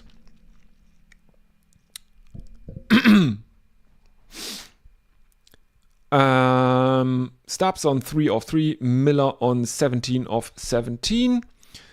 Final delivery of Shardul Thakur's third over. 3 runs required in 2 overs and 1 delivery. In he comes, and this one is a better attempt at a Yorker. Shorter Yorker or fuller, foolish ball played out into the onside. No run, 160 for 4, and I'm calling it now. This is the final over of the match coming up. They need 3 runs. They have 12 deliveries left to achieve them. Miller is on strike for the 19th over, for the first delivery of the 19th over, and looks like Akshay Patel has calmed down considerably. He is looking relatively relaxed. He still has his pads on. Obviously, he would be in next. Corbin Bosch is given the 19th over, full toss and a leg glance, and that's the match. That's 4 runs, and the Delhi Capitals win by 6 wickets with 11 balls remaining against the Mumbai Indians in Delhi. Let's have a look at highlights of the second innings. Obviously, impact sub Zamir Rizvi is the highlight from a batting perspective. 90 of 51, but Patum Nisanka 44 of 30 wasn't all that bad either. Not much fun for the Mumbai fans. The bowling card, only three bowlers have taken wickets. Deepak Chahar, Mitchell Santner, and Corbin Bosch, all 3 have taken 1 wicket. And obviously, then there was that very spectacular run out by Jasprit Bumrah of Nitish Rana, when he ran him out at the non-striker's end in an over, he was bowling himself. So yeah, but anyway, I think that concludes that. And yeah, thank you everyone for watching. If you enjoy that, always a reminder, check out Gorilla Cricket. They will be live, I think, on Wednesday again. And we are kind of doing this in cooperation. We are trying to bring you as much IPL cricket as possible because there is no official radio broadcast in the UK. So we are partnering or cooperating to bring you as much IPL cricket without geo-blocking. You can watch from everywhere. Yeah, so if you don't know them yet, check them out. If you don't want to miss anything on this channel here, subscribe. And ideally also activate notifications so you are notified every time I am going live here on this channel. I will schedule my live streams in advance so you can plan around that if you want. And yeah, check out the description of the channel if you would like to join the Discord server. And well, thank you very, very much. And I can't say when I will stream next time. I will look into it, but I will schedule it ahead of time. So yeah. So you are not surprised. Anyway, thank you very, very much, everyone, and goodbye and happy Easter to those who celebrate.